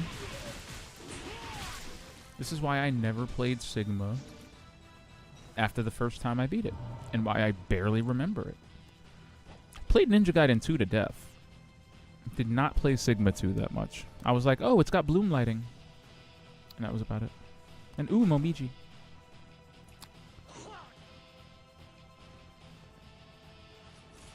Stop it. Stop it. Stop. Stop doing it. Don't do it. Cut it out. Stop it. Stop, I say.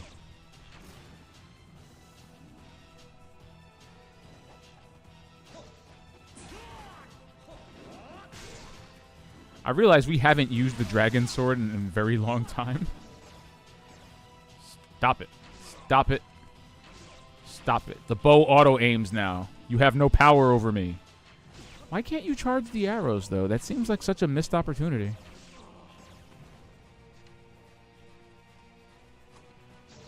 Why can't I pick it up? I'm coming around to the other side. Y'all think I won't. They think I won't. There's a trap door there. I'm not stepping on it. Some things just never change from the original. Hello, Skull. That's funny. We went through a weird period in gaming where like the hidden things in every game was like a crystal skull.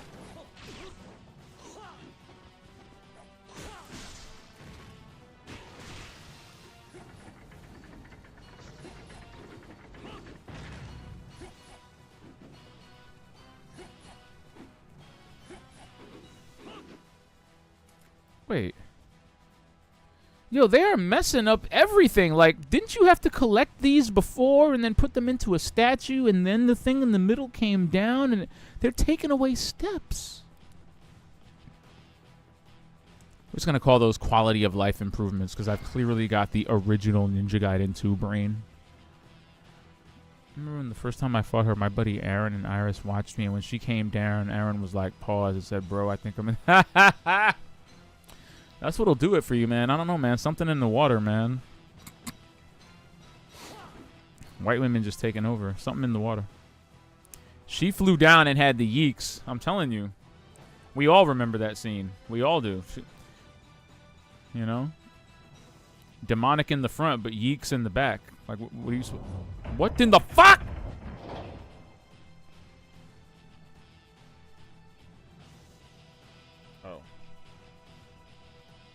How you open your mouth without me having to shoot the jewel first, though?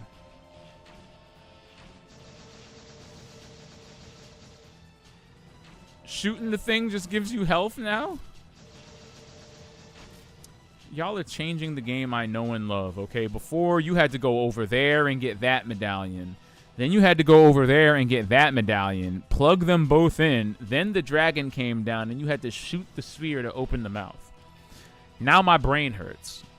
It seems like across the board, they've taken out some of the more like weird environmental puzzly aspects. Like in the first mission, you don't have to get the ID card to open the door anymore. I'm not mad at it, but you know, I just have Ninja Gaiden muscle memory, and y'all are challenging my deeply seated beliefs.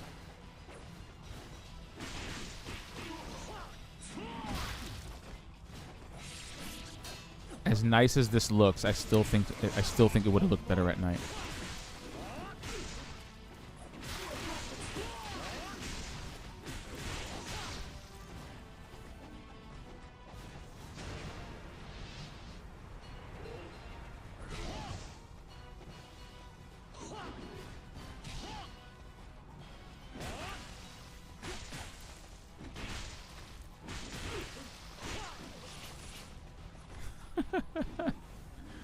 Oh, I tried to juggle him with ninja stars. It didn't work, but it could have.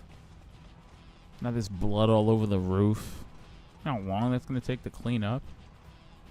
Who's going to be responsible? I won't.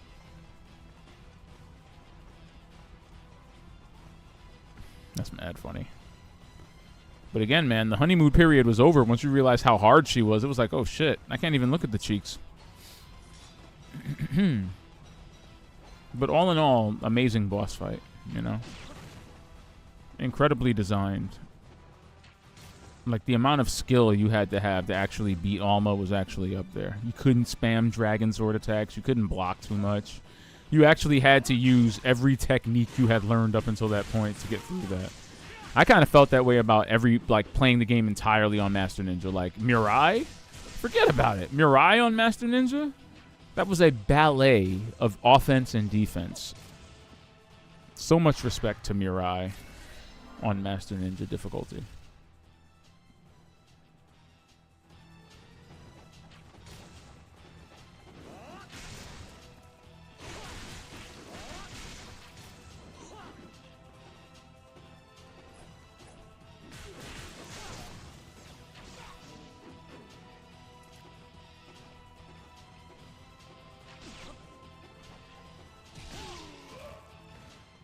Oh, damn. He was super weak.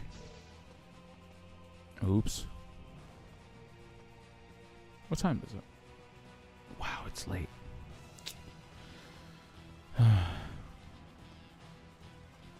Kind of breaks my heart. Kind of breaks my heart. Or at least, I don't know what time it is around where you are, but it is late for those of us who live in EST. If you're in PS or CST, maybe it's not that late for you. You know, y'all are just chilling there.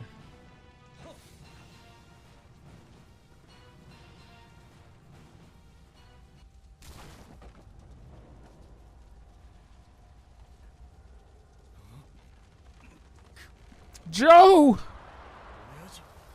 Not Joseph! No! There goes Bro Hayabusa.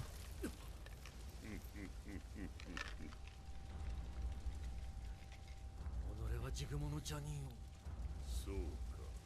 うぬがジョー・ハヤブサの小せがれか。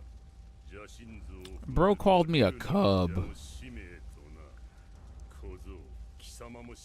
Like, bro, I killed like 2/3 of your entire army. If I'm a cub, then why would you even want to fight the bear?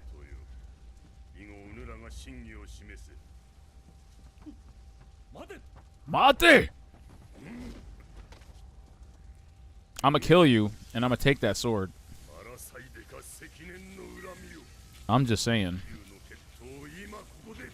You talking all that ish, but we gonna get him. We gonna get him. I'm switching back to my OG weapon. Let's go. Multiple flying swallows. Wait, I said multiple. God damn it. He tried to hit me with my own technique.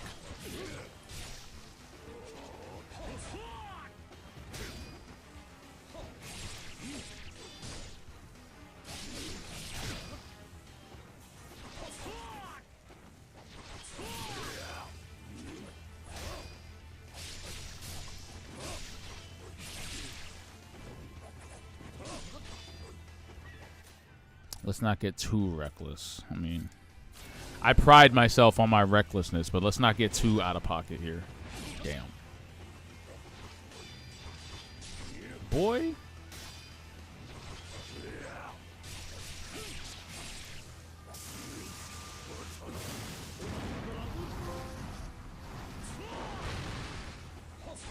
I think that might have been the first time I used that Ninpo in this entire playthrough, because they straight up gave me a trophy for that. Thank you. I love participation trophy achievements. The original Deadpool has shit like that. Like, you get an achievement just for pressing start on the title screen. But then that's the Deadpool game. The Deadpool game is kind of brilliant. Not only because they have Nolan North voicing Deadpool in it, because of course they do. No, he got me. He hit me with Ninpo. This version of Ninja Gaiden 2 has no rankings, so I feel less bad about getting bodied like that. Shoutouts to that being the first death of the game, though. You know, shoutouts to Genshin, you know. Completely cacking me like that.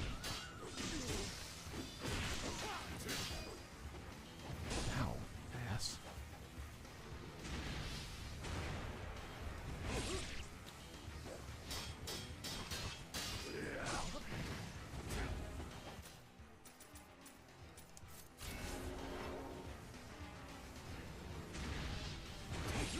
Damn it. Damn it. Like, who's letting bro get away with this?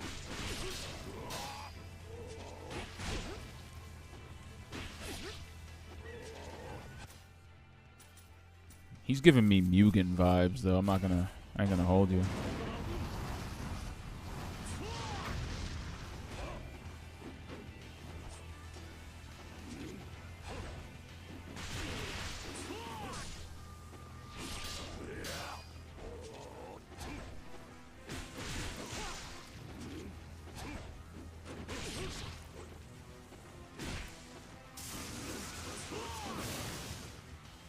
Powerful ass move.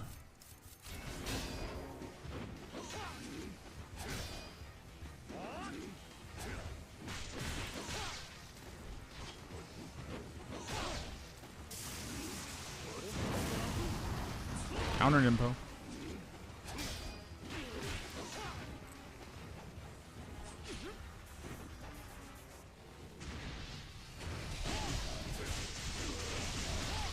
Invincibility frames.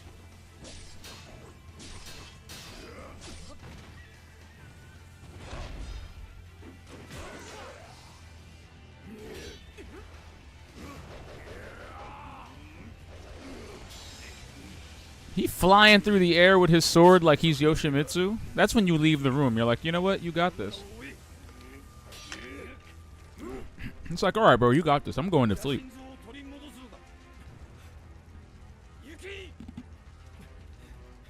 It's like, all right, Dad.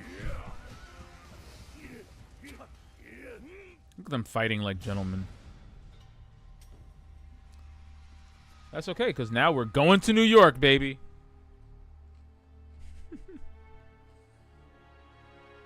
We're going to NYC, baby.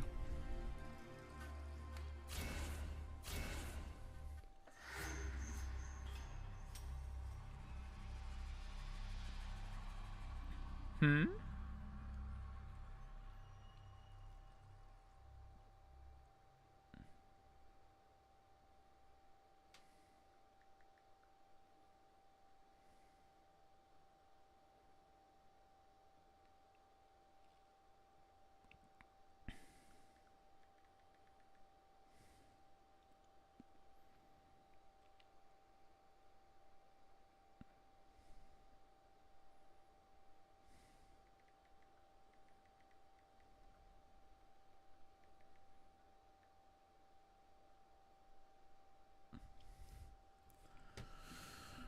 The graceful Alexei, one of the four greater fiends, appears in the skies over New York, raining lightning upon the streets of the proud city. Ryu Hayabusa arrives in Manhattan in search of Elizabeth, who escaped from Hayabusa Village with the demon statue. The fiends have already begun transforming New York into a fiend realm. Ryu's battle begins. Is that a typo? Is that a typo on my screen? Wait. Move my head. Wait a minute. Does that say begin sass? Does that say Ryu's battle begin sass? $49.99, folks. $49.99. Remade from the ground up by Unreal Engine 5. Ryu's battle begins ass. I'm sorry. I'm not a. I was an English major, and I used to write about games, but I don't care. That's just begins ass. That's just really funny.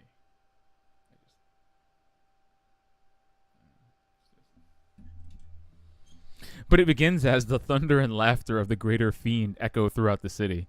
Yo, shoutouts to the Statue of Liberty. We're about to see it, aren't we? Ooh, look at it. I love this guy, by the way. I almost want to turn the voice acting to English because of him.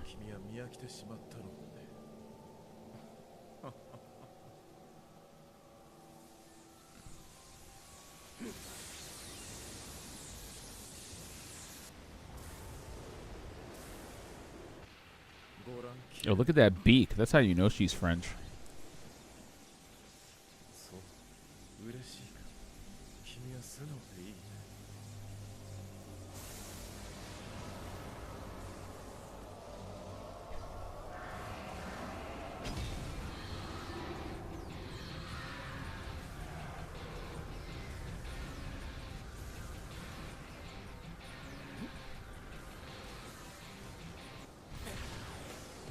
Come on, man, just playing.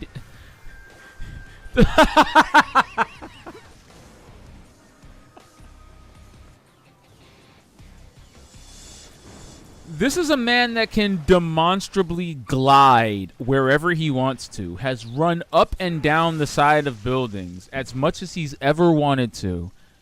And he specifically shot this thing through the neck just so he could surf it down to the street. For no reason. He didn't have to do that. But he did. And that's why we love Ryu.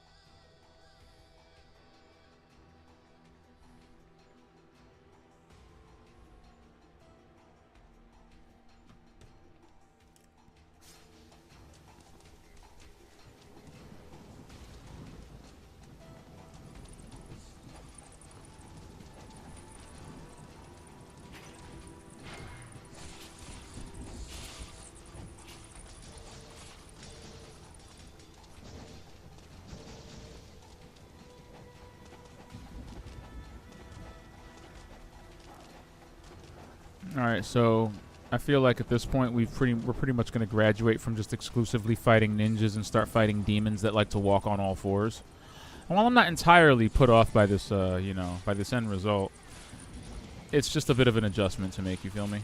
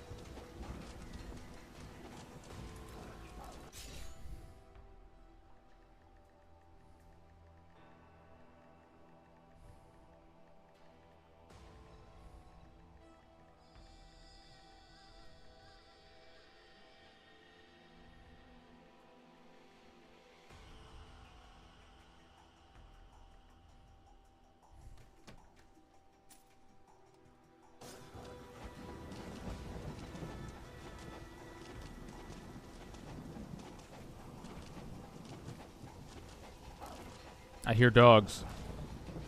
I hear dogs.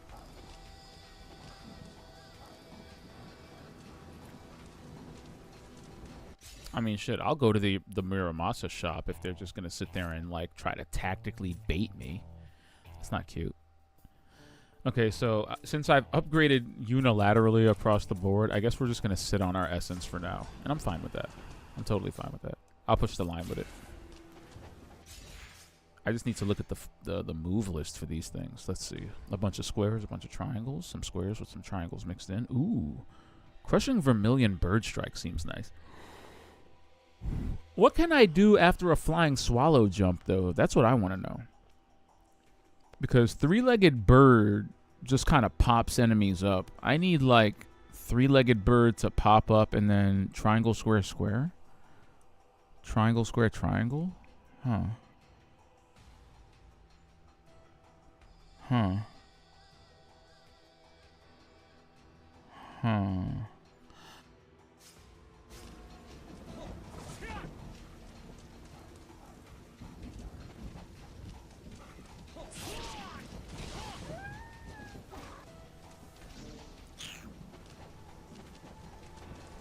As a native New Yorker, I have to say, this is not very Times Squaresy. It's a little bit Times Squarey, but we can absolutely do better.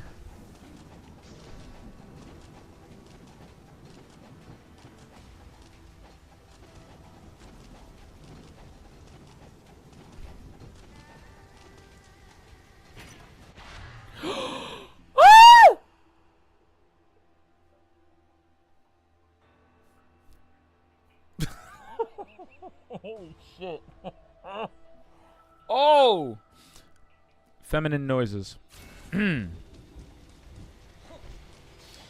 I love the Vigorian flail. How did I forget it was in this? You don't understand. I remember my friends and I tried to finish the original Ninja Gaiden using only the Vigorian flail. It's a revelation.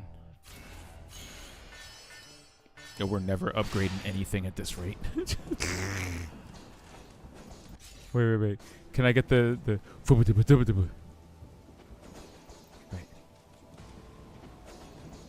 What? No. No.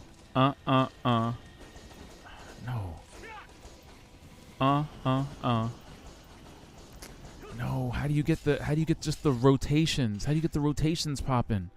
1, 2, 3. 1, 2, 3 forward. Okay. 1, 2, 3. Woo! That's the move. That's the move.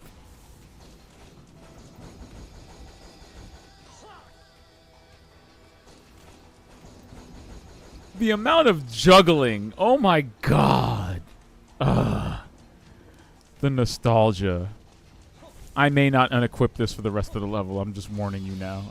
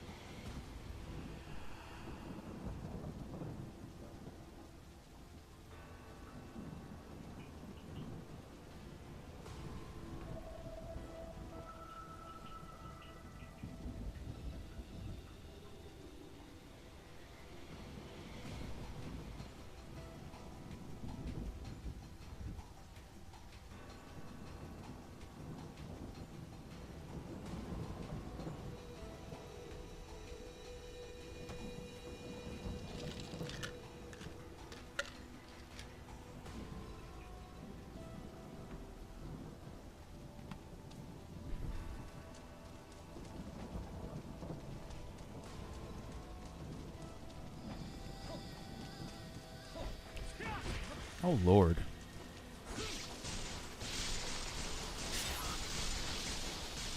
I'm fucking geeking out. I love it.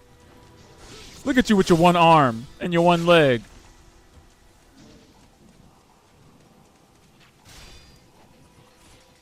Tell him to stop. Tell him to stop. Tell him to stop. Tell him to stop. Stop it.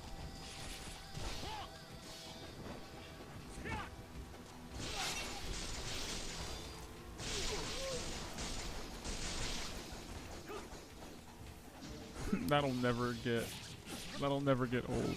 That combo will never get old. I don't know whose idea it was to stick a bunch of blades on a pair of nunchucks, but bless their heart and their soul, for they have created a formidable weapon of death that, you know, few others can match. Also, can I say that making the bow a persistent weapon like this removes your ability to use it in combos? I liked being able to just slap people up and then shoot them with a bow and arrow in the middle of a combo. It looked really stupid, but badass. I want my stupid badassery. Ugh.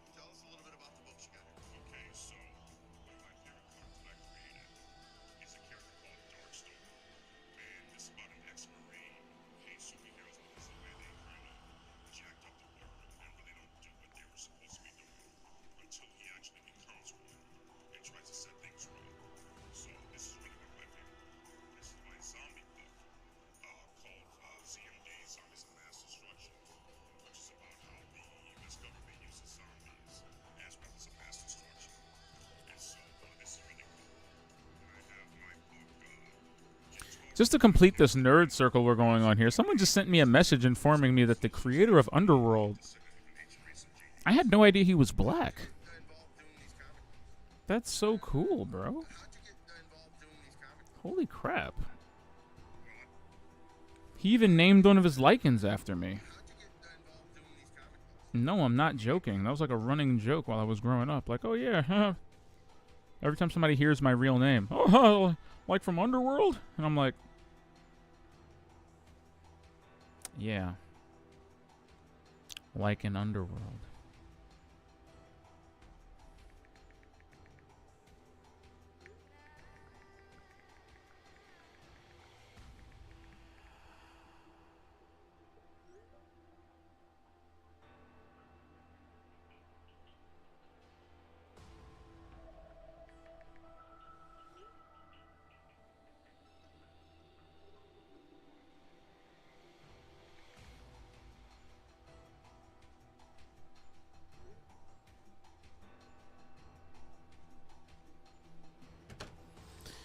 Shoutouts to you, Judy. Thanks for showing me that. That's so awesome.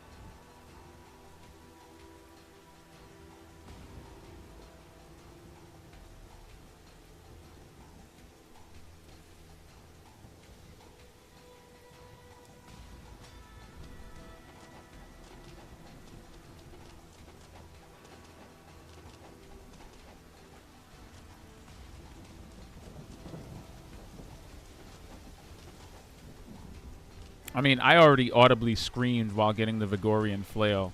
Can we have any more profound stream moments after that? Just...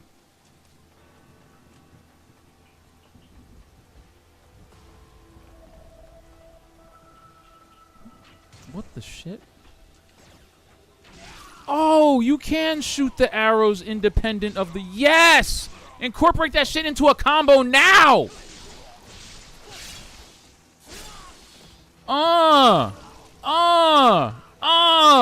Arrows to the dick!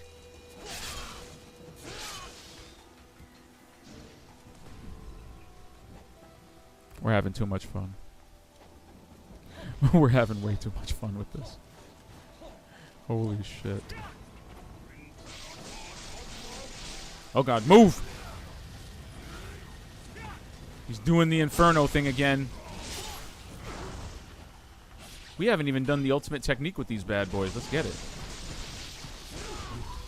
Delicious. Delicious.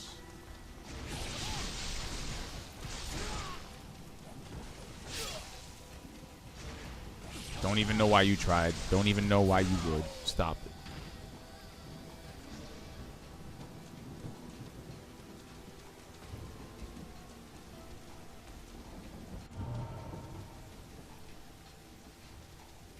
Yo, shoutouts to this shirt.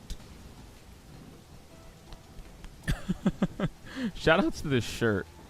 It's amazing. It's such a deep cut that only a few people would actually get this reference. It's a reference inside of a reference. Unfortunately, you may have to be as old as me to get it, though. It's from the old internet. It's literally from the old internet. That's how old this reference is. Like, if I said Homestar Runner to anybody Gen Z and above, they go, huh? Who? What? Like, this is specifically a millennial deep cut.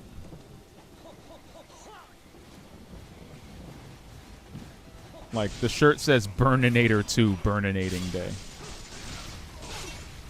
The deep cut has deep cuts.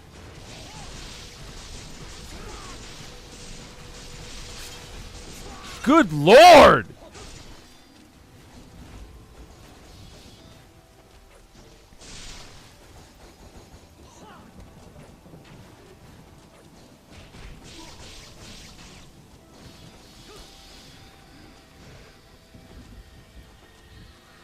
Oh no.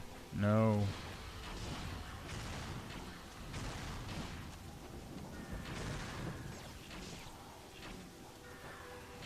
At least you can still fire it in midair. I actually kind of appreciate that design choice.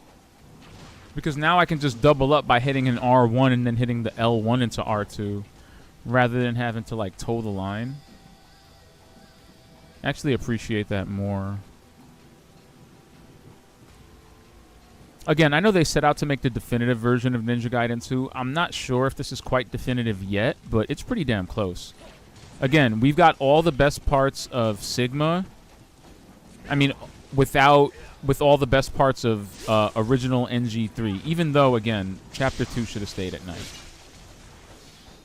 But there's still at least, what? We're on Chapter 3? There's still at least 14 more chapters to go, so I'll reserve my judgment. But so far,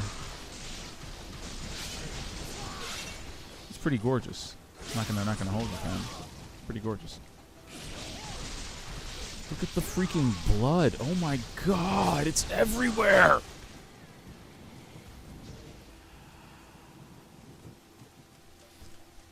There's nothing you can say to me that will convince me. I know they PR'd it up. They were like, oh, we wanted to just have less blood and be more mature.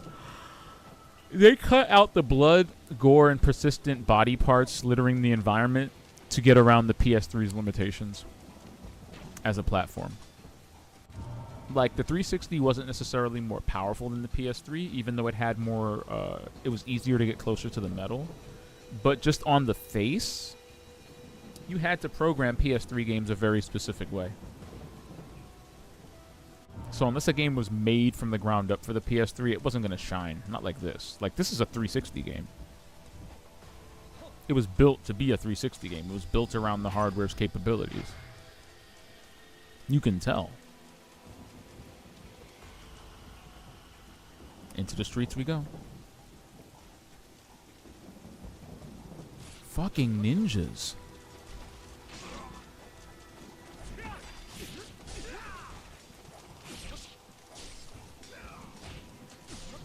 Clearly I'm blocking way too much.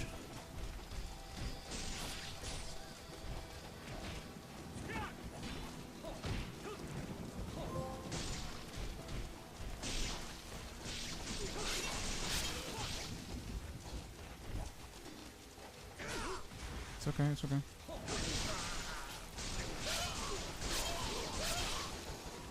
He ain't got no legs.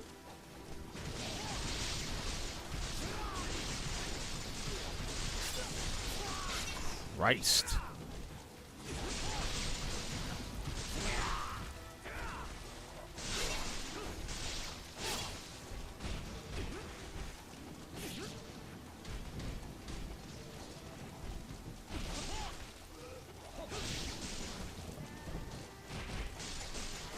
It's gonna drop.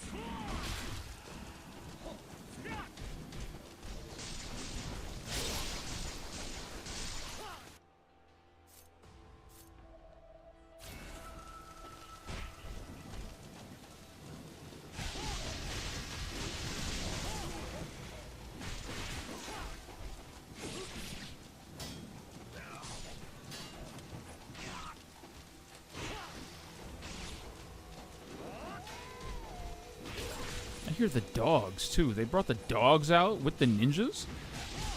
Who's howling like that?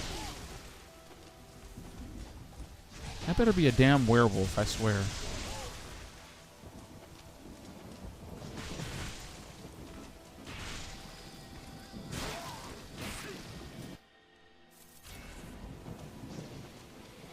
I remember Ninja Gaiden 2 had achievements like that, like beat the entire game using only the Vigorian flail, beat the entire game using only the... Like, that was actually a thing. Does it say NYCDA, the New York City Defense Agency? I know you're not supposed to use the... Oh, look, Dwatek. Once again, solidifying the connection between the Dead or Alive and Ninja Gaiden universes. Dwatek. I know you can't use official insignias and organizations like the New York City Fire Department, or the NYPD, but the NYCDA. Come on, guys, are we trying?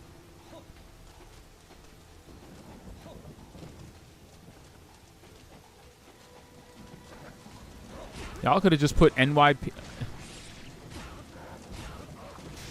The NYPD, the New York Police Defense. Oh god, they're throwing exploding kunai now. Who gave these dogs exploding kunai?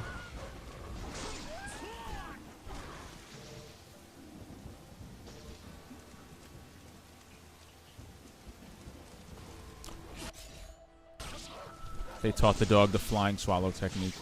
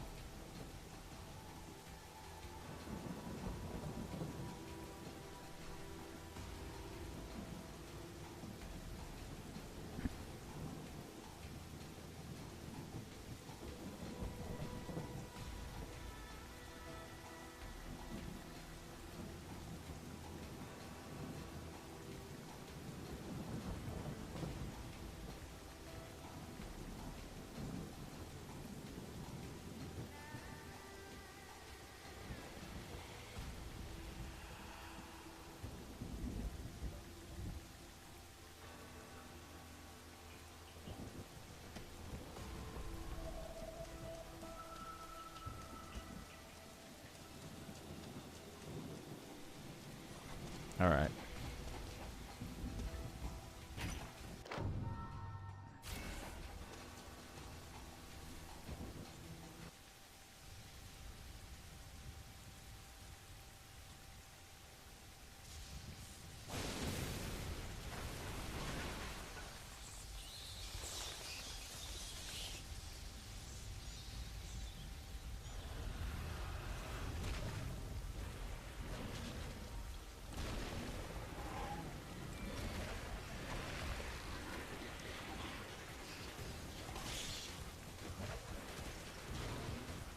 There it is.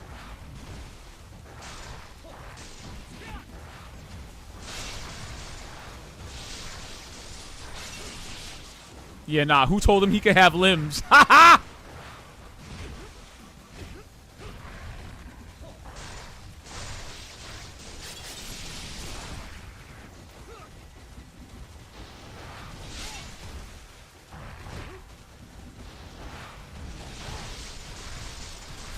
Tried it.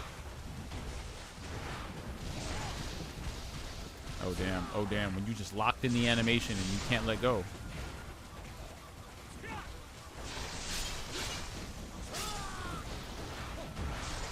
Alright, we're not working with incredibly like spongy enemies here. Like they've got just about the same constitution as the original ones, at least by my estimation. They're not that spongy. Maybe that was a balance change from the review version that they took to heart, because so far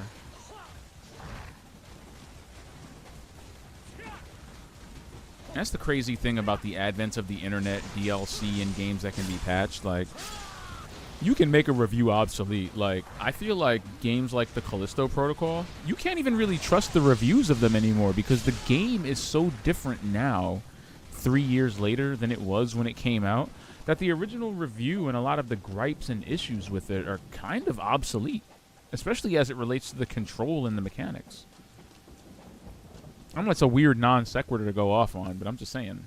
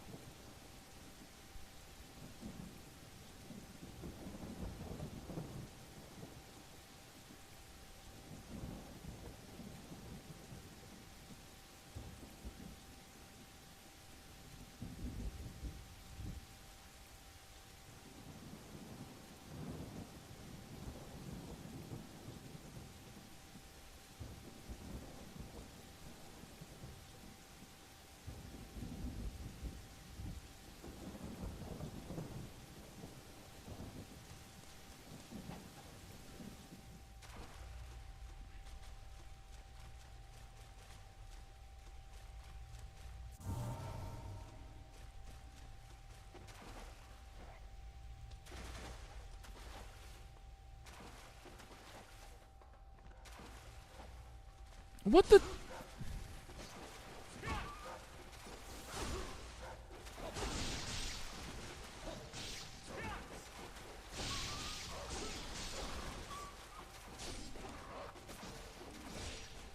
Stupid dog!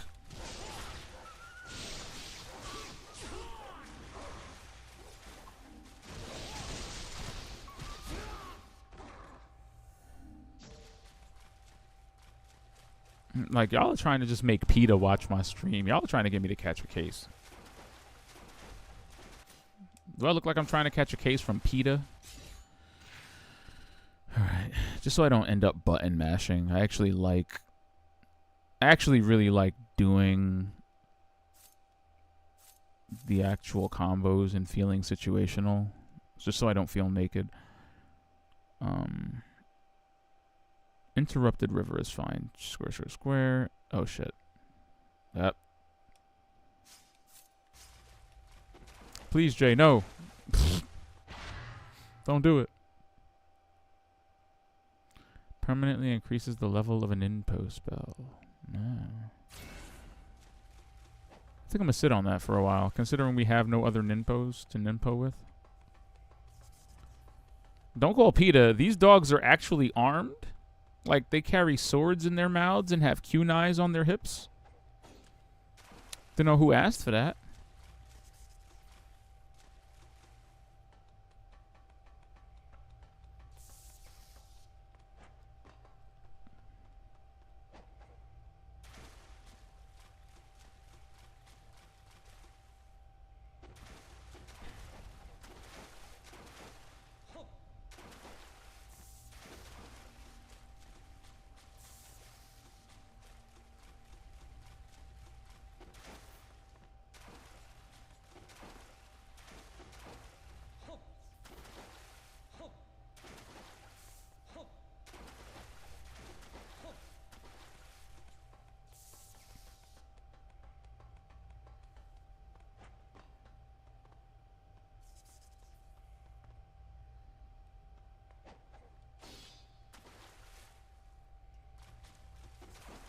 Funny thing is, I remember this sewer area. Maybe not as vividly as I should, but I kind of remember it.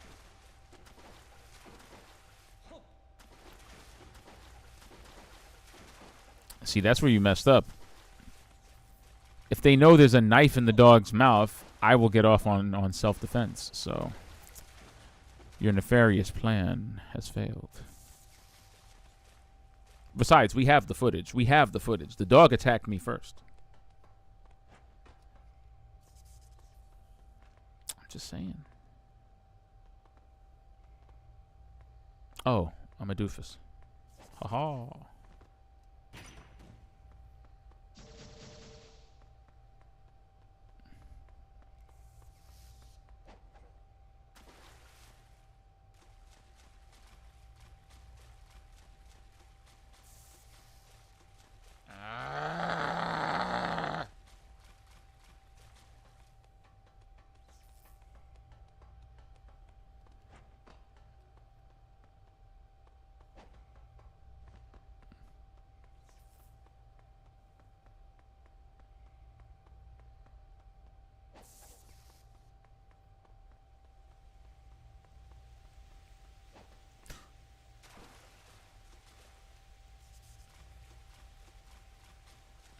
Why?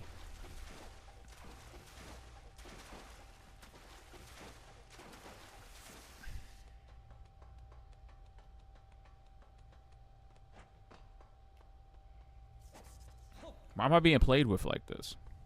This ain't cute. And because I keep, like, I'm using the flails on purpose. Like, I feel like I'm being punished for using the flails. Like, don't tell me the wall is greasy and that's why Ryu slipped.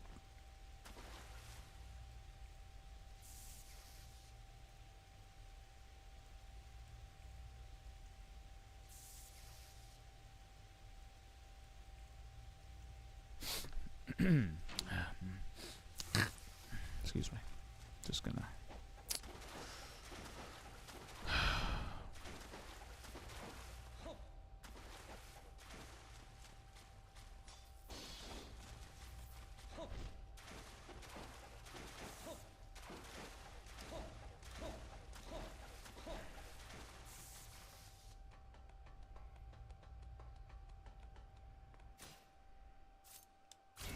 The dragon sword, at the very least, has a generous jump attached to it. Like, I can do like this. Oh my god. They really just don't want me to do this.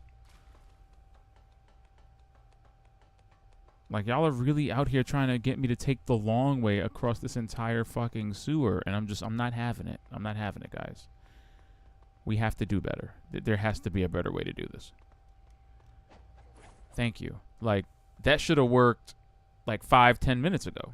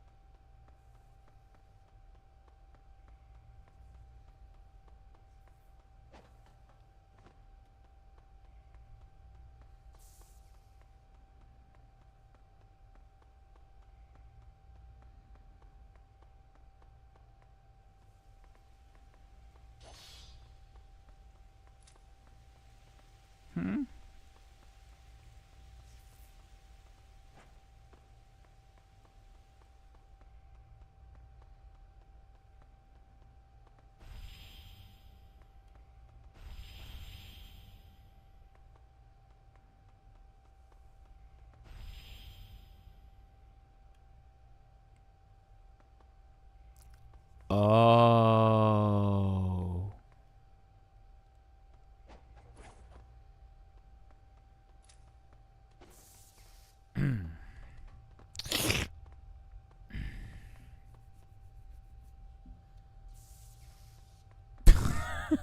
You slowly watch the light bulb just go. What? Who? Listen. I'm not slow, okay? Sometimes my thoughts just occur in bullet time. They're stylishly framed. Oh my god. Who told y'all this was okay?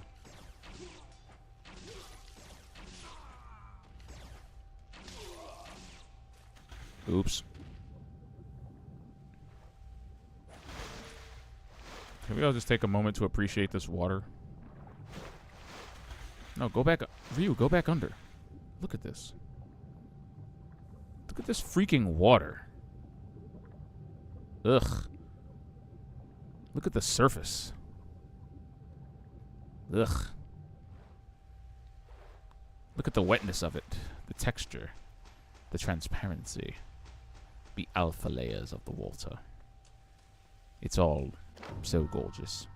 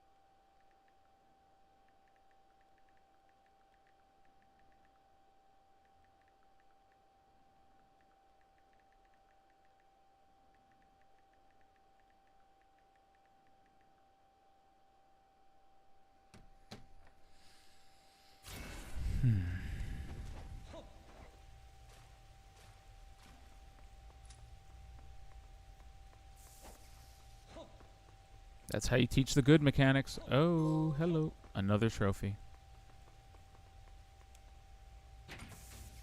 Bro, for real, how many trophies?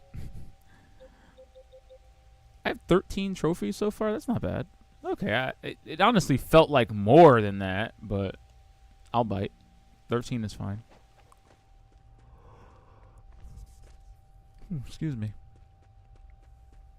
The water is cleaner than all of New York's reservoir. I mean,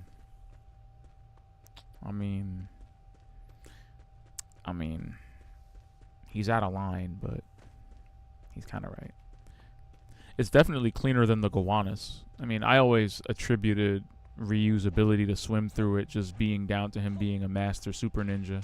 Like, if anybody could survive swimming through the New York waters, it would be Ryu Hayabusa. Like, you just have to be a ninja in order to have that level of tolerance to our microbes.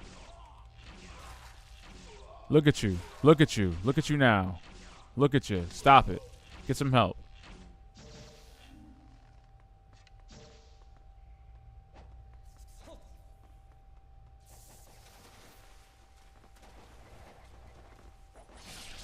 Did anyone tell y'all it was a trap? Gotta watch your boy get spine busted into some sewer water. Oh my god, stop. Get me out of this corner. What is this? Like, fight back! Ah! Fight back! Ah! Just stop it.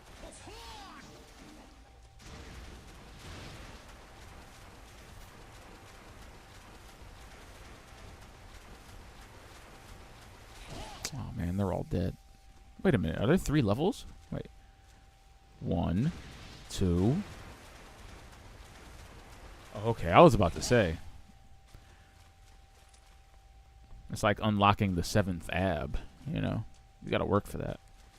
You get a 6-pack, and then you gotta work harder to, you know, You gotta grind. Oh my god. Alright, they got me. Thank you.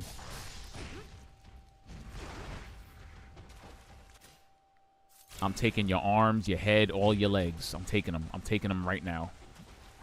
Oh my god, there's 2 of them.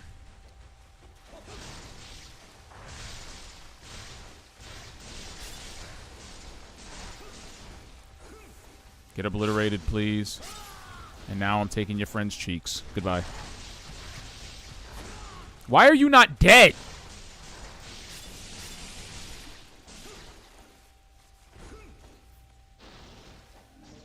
"65 hits.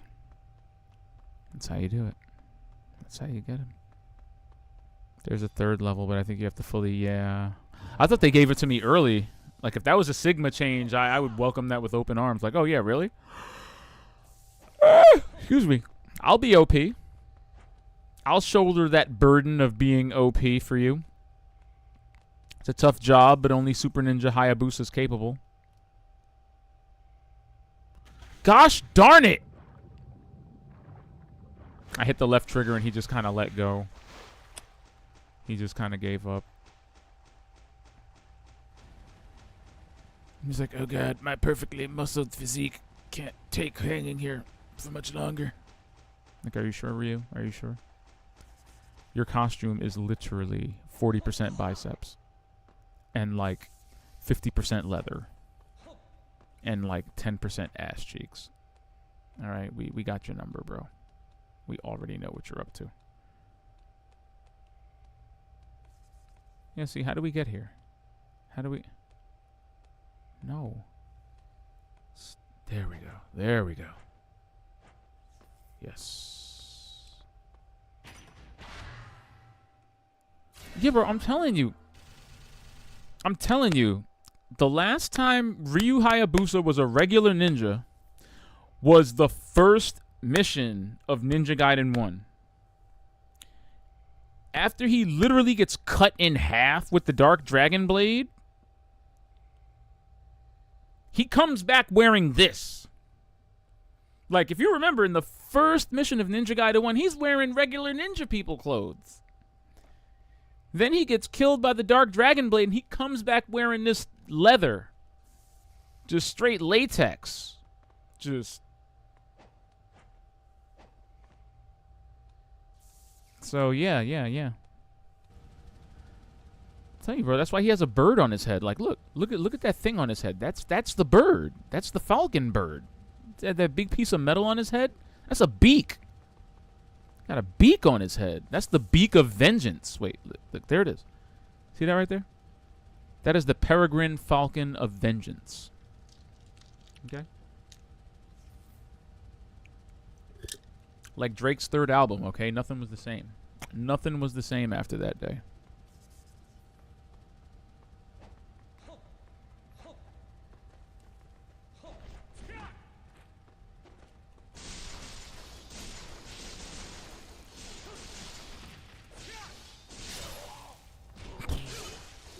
He was already dead, and Ryu was like, nah, but I'm going to take the rest of your limbs, though.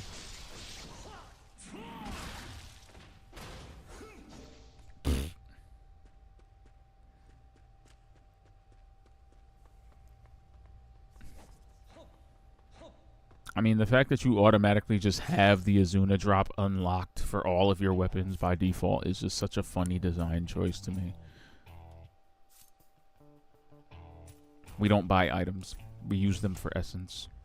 I mean, we use them for upgrades. Oh! Yay, bow and arrow moment. Boop. Bow and arrow moment. Boop. Look at me, I feel powerful. Okay.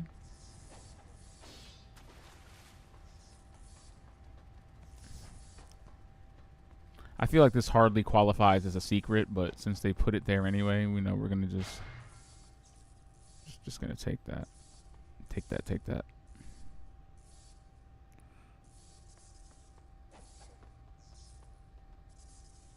You really want to cosplay Ryu for PAX East?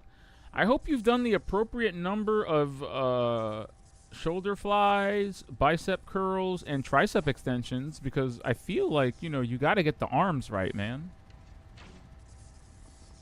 putting the bird on your head's the easy part. You know, equipping the sword's the easy part. But if you don't have the biceps of Hayabusa, you know, hope you're ready for that much responsibility. I hope you lift, bro.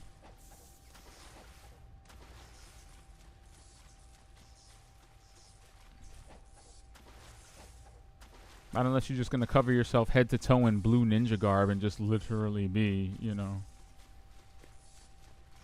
old school Ryu Hayabusa. Again, like you are in Mission 1. Like, it's very symbolic. It's very symbolic. You have a sleeper build? Okay, that still works. You know?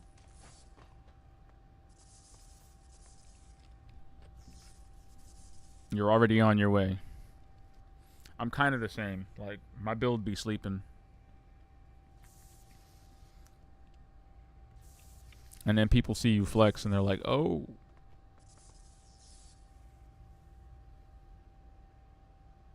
Oh, really? Oh, really, sir? I had no idea that when I cut your arm, you bleed creatine.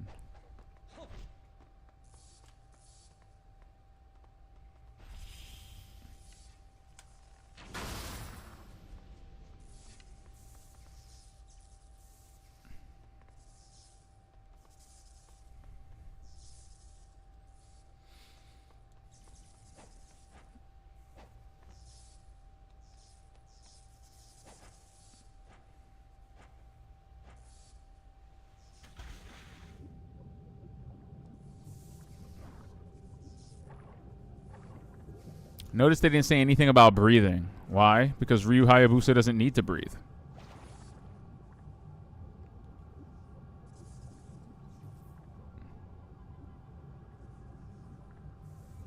Crazy thing is, I wouldn't even, like, accuse him of, like, just, like, breathing underwater. Or, like, he can just hold his breath that long. I'm just convinced Hayabusa can hold his breath that long. That's just part of the ninja training, fam. Where are the bats? There should be bats here.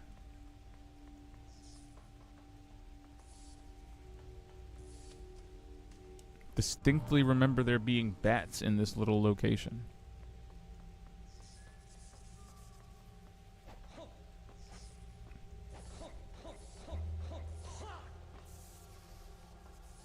Okay. Ooh, look how greasy he is. Oh my gosh, now he's oiled up. I'm just saying. I'm not saying, but I'm just saying. The delts are capped. Damn. Look at that.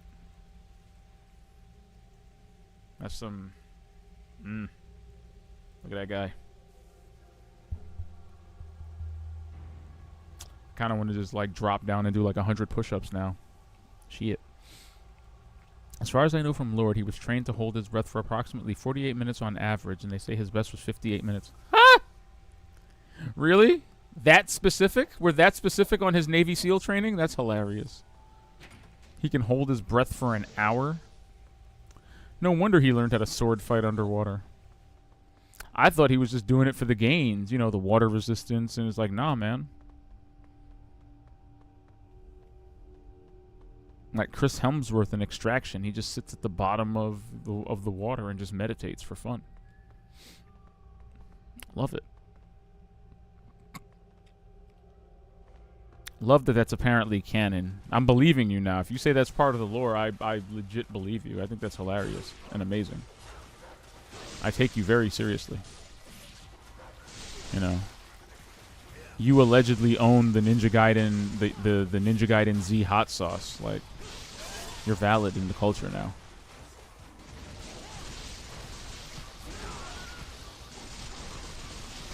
Jesus. That poor dog.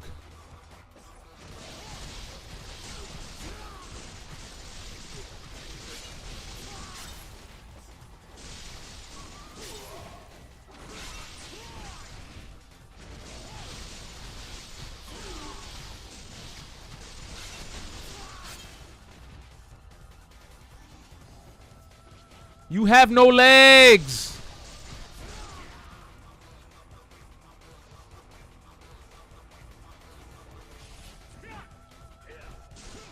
Like, bro, at least die with dignity. Like, don't Don't crawl across the ground and throw like a half-hearted ninja star every couple of seconds. Just to let us know you're still alive. You have to do better, Senator. I mean, you know, come on. What was up there, though? Was I missing a secret? I feel like I was missing out on a secret. What's up there? Is that a Miramasa statue I'm just missing?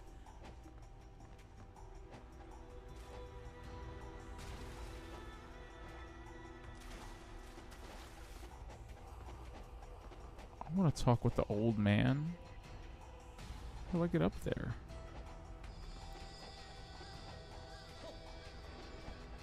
I feel like the Hayabusa clan are like the equivalent of like ninja Navy SEALs. I mean, but you'd have to be. If you're the one tasked with protecting a source of evil and power like the Dark Dragon Blade, everybody in your clan would have to be a beast, right?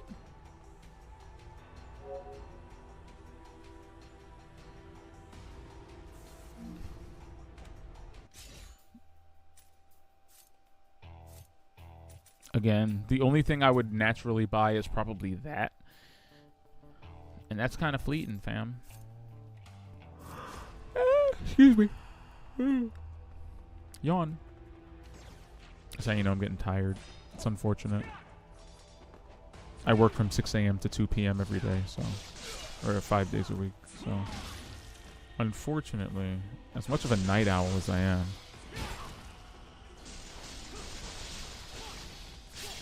The human body requires that I go to bed at a reasonable hour, like right now. Hold on. For the sake of adulting, I have like another 20 minutes in me. But then I really have to go.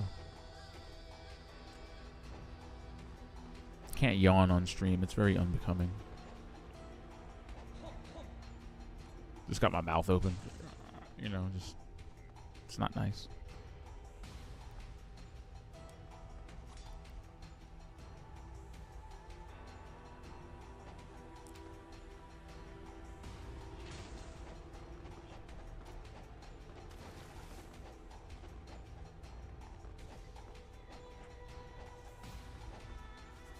I think you should totally go for that Ryu costume.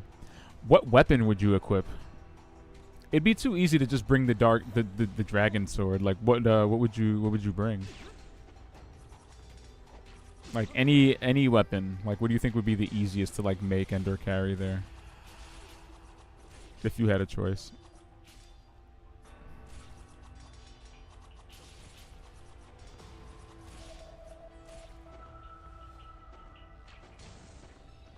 I'd love to bring the Kusarigama. Is that what it's called?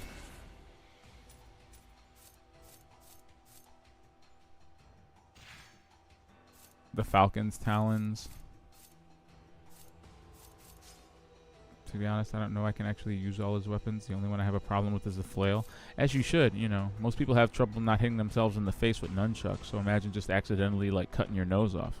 I get you. Interesting, though. You got some bow experience. You got some sword experience. That's pretty dope. Respect.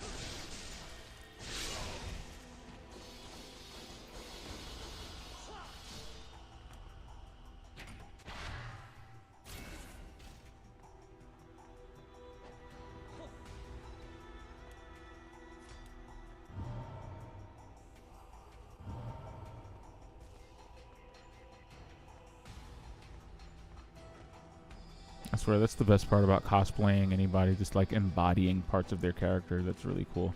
Which is why, despite our similarities, I would love to cosplay Lucio in Overwatch, but I can't roller skate. But I did tell myself, should I ever learn to roller skate, that cosplay is in the bag. Instantly in the bag. Love the idea of doing that.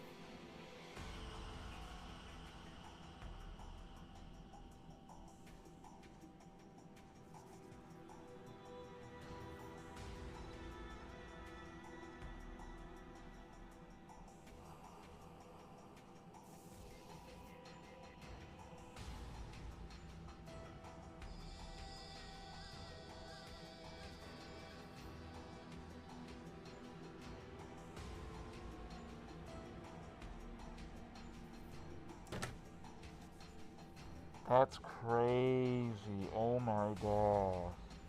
This person said, do not eat my lunch. I have 7 shrimp and 4,639 rice. I can't even fathom counting the amount of rice you have in your Chinese food, bro. I could see you cosplaying the collector from the MC.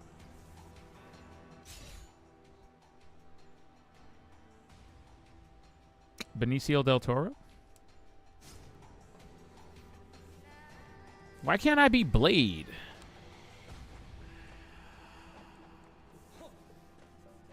I'm not trying to ice skate uphill. Why can't I be Static Shock? The Collector? I mean, the Collector's a beast, but I'm flattered. But the Collector of all people? But you said the MCU Collector, so you meant Benicio del Toro Collector. You weird. You calling me weird?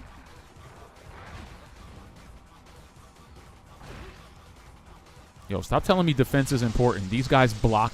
These guys break defense, okay? Chill with that. Like you don't know that the monsters you designed. Oh, it's over. Oh, it's over. Oh, it's over. Oh, it's over. Oh, it's over. The combo just does not end.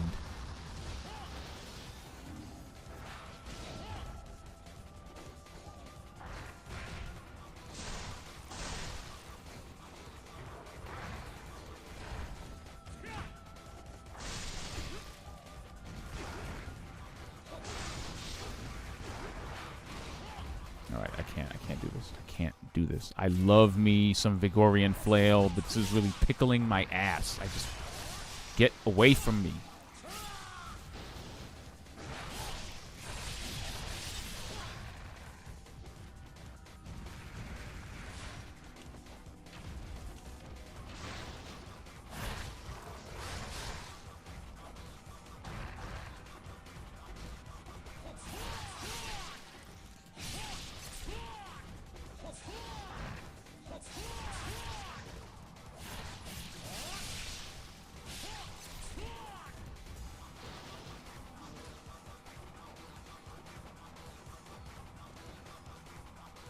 I would love to do that. That's pretty on brand. That would be really fun. Like if there's anything I love doing, especially when I dress up as a character of any sort. Oh yeah, the giant metal worm in the subway. What the fuck? How did I forget about this boss? What?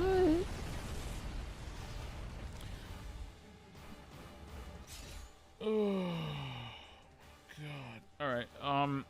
Yeah, but if there's anything I like, I don't just like putting on the costume. I do also love embodying like the mannerisms and the speech patterns and the way they move. And there's so much going on when you just put on a costume that I would have to do all of that. I would have to be totally eccentric, and I feel like that'd be a lot of fun to do. That'd be a really fun cosplay. And now because you can't charge up arrows anymore,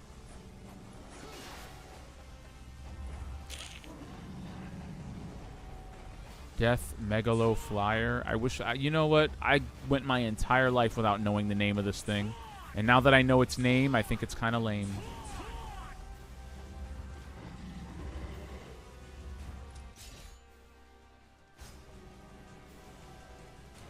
They could have called it the Ninja Centipede and I would have been just as satisfied.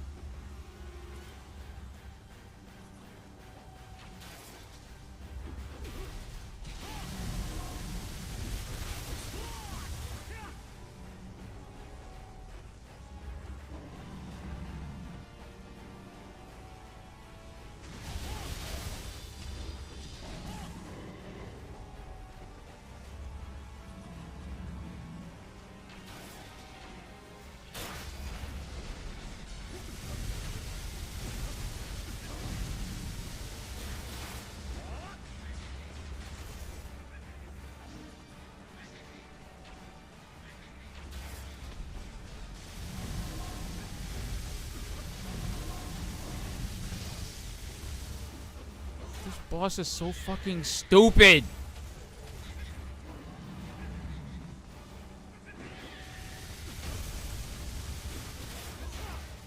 Especially because the mechanics of the bow are different. Like, when you could charge the shots of the bow, this fight made a lot more sense. But now that you can't, it feels like trying to hit.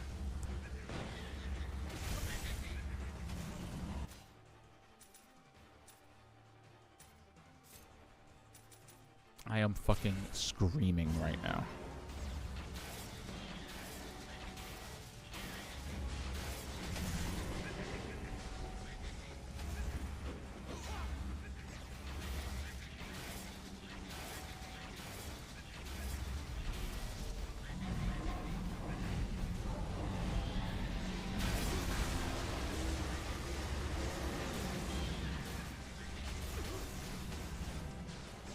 I hate what this game is making me do.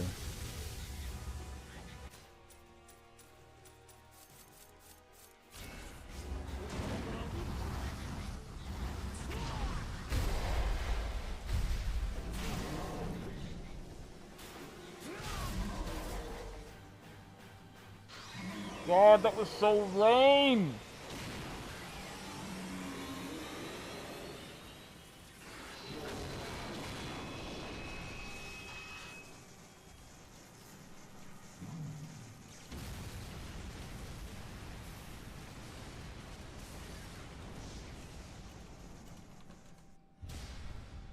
As he casually just walks away and tries to act like that wasn't the hardest boss fight we've encountered so far. I appreciate him, though. Thank you. I very passive-aggressively appreciate him. Okay. We're getting a little long in the tooth here, so this is probably a good place to stop, unfortunately.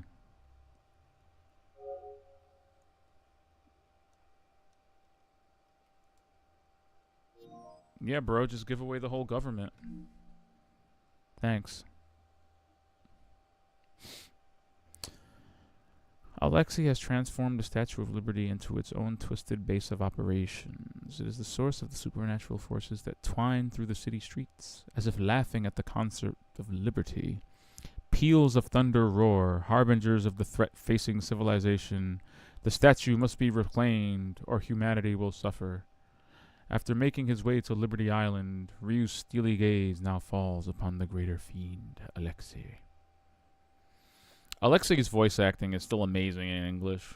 Like, in Japanese, you kind of take him seriously, but in English, his voice is just so ridiculous. I love it. I think that might be Steve Blum doing his voice, too. It might be. I'm not entirely sure who it is, but I think it's Steve Blum doing the voice for Alexei. And that explains so much.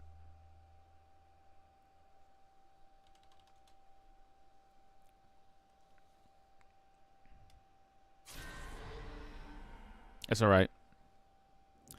You'd never guess.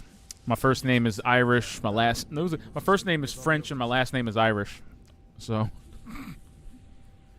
just covering all our bases here.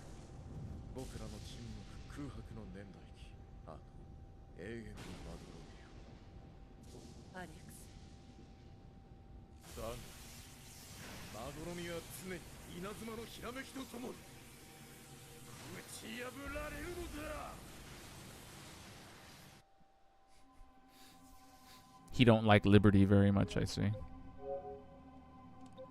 And we're gonna save that clip for the next thumbnail. That's legitimately hysterical. Ew, what is that?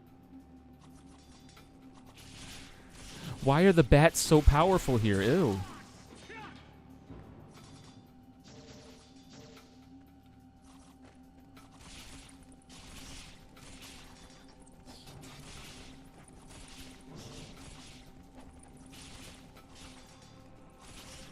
Hit combo on a bat. Let's go. Nothing but horror came to his eyes. Why? Do you have a fantastically incomprehensible last name that's impossible to spell and even more impossible to pronounce? Because I got to tell you, I've seen things in my day. I think my 3rd grade teacher's last name was Kazmarzik. Suffice it to say, we called her Mrs. K up until we went to the next grade.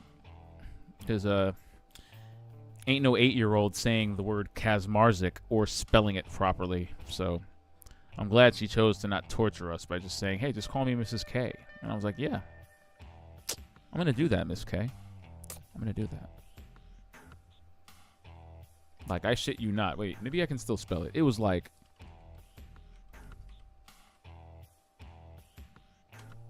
Yeah, bro, look at that. Like, peep that. That is the bane of roll call everywhere on Earth. That's a crazy last name. She gave her daughter that last name. I know she could not wait to get married and yeet that thing into the stratosphere. Like, good. No longer do I have to put that on my tax return.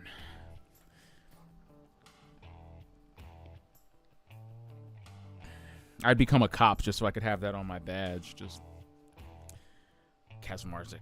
Oof. That's rough. You have a very infamous last name.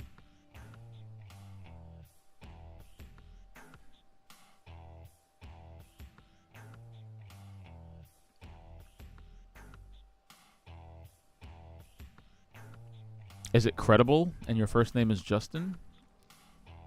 Because that would be just fate smiling on you. You know? Fate did not smile upon the man whose name was Richard Head. But, you know, sometimes you draw the short straw of life.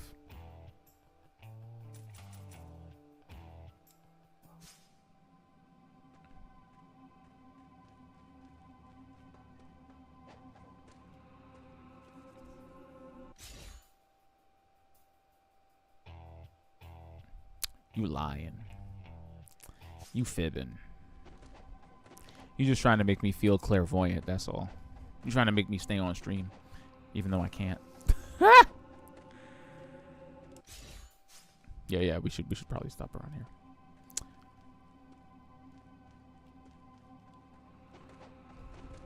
Oh shit, that's dope.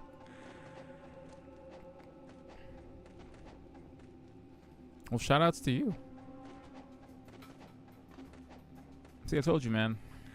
That Ninja Gaiden connection, infallible, unbreakable.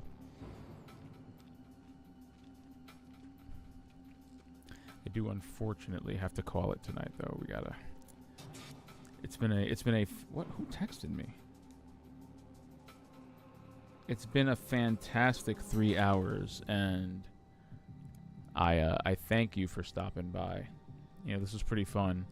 Nothing like revisiting Ninja Gaiden and having, you know, having a true Ninja Gaiden fan drop down into the chat, come with me on this fantastic journey of self-actualization, blood, gore, and nostalgia.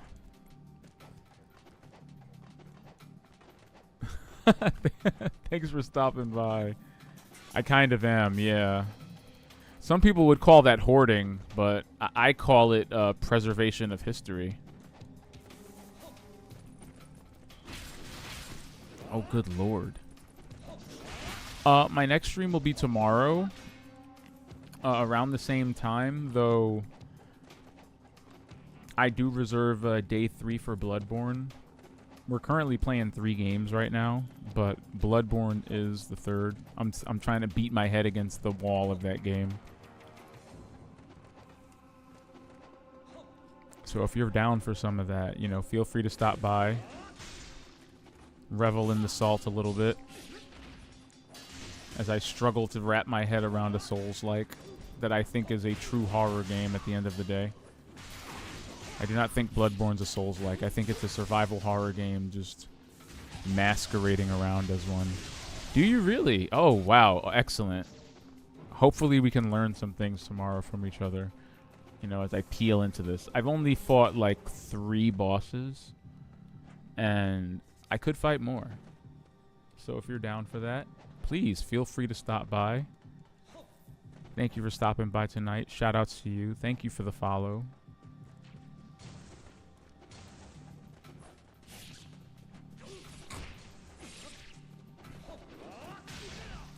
Those links, they actually mean something. Do feel free to follow me on the Twitter. For the dinosaurs that still use Facebook, that thing actually still works.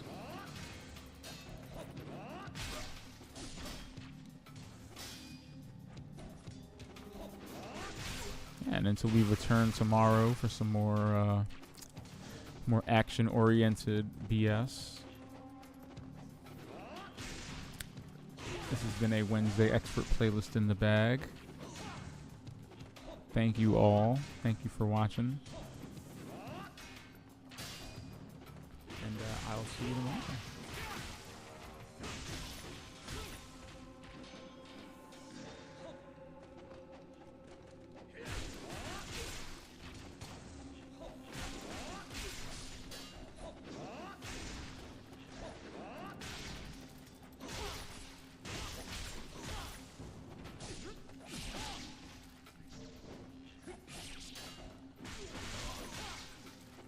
Have an awesome night, dude.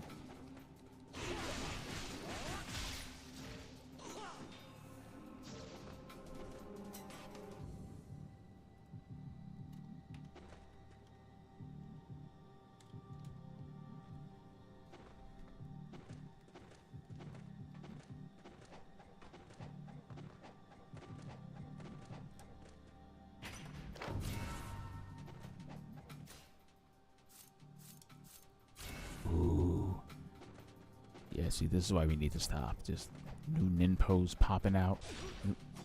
Yo, what? Alright, enough. No, let's do that again.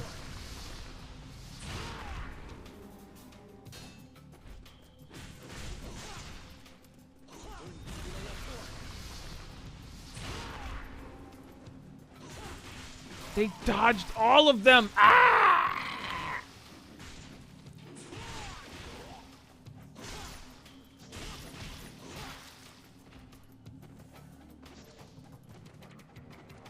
This is hilarious. Like, why?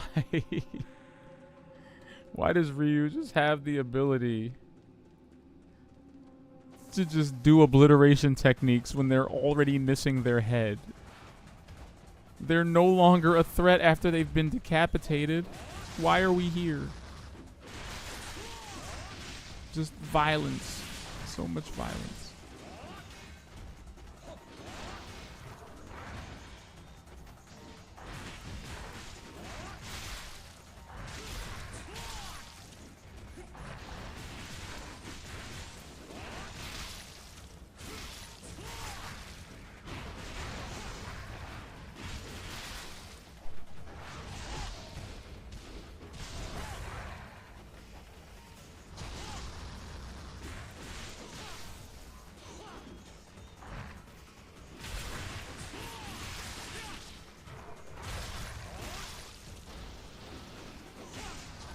Truly warms my heart to know an entire new generation of children will get to know Ninja Gaiden in such a great way. We're getting a side-scroller, a sequel, and a remake of the second game in 1 year? Microsoft was not kidding when they said they were bringing back a legendary Japanese franchise. They were cooking. They were cooking that last Xbox Direct. Good for them.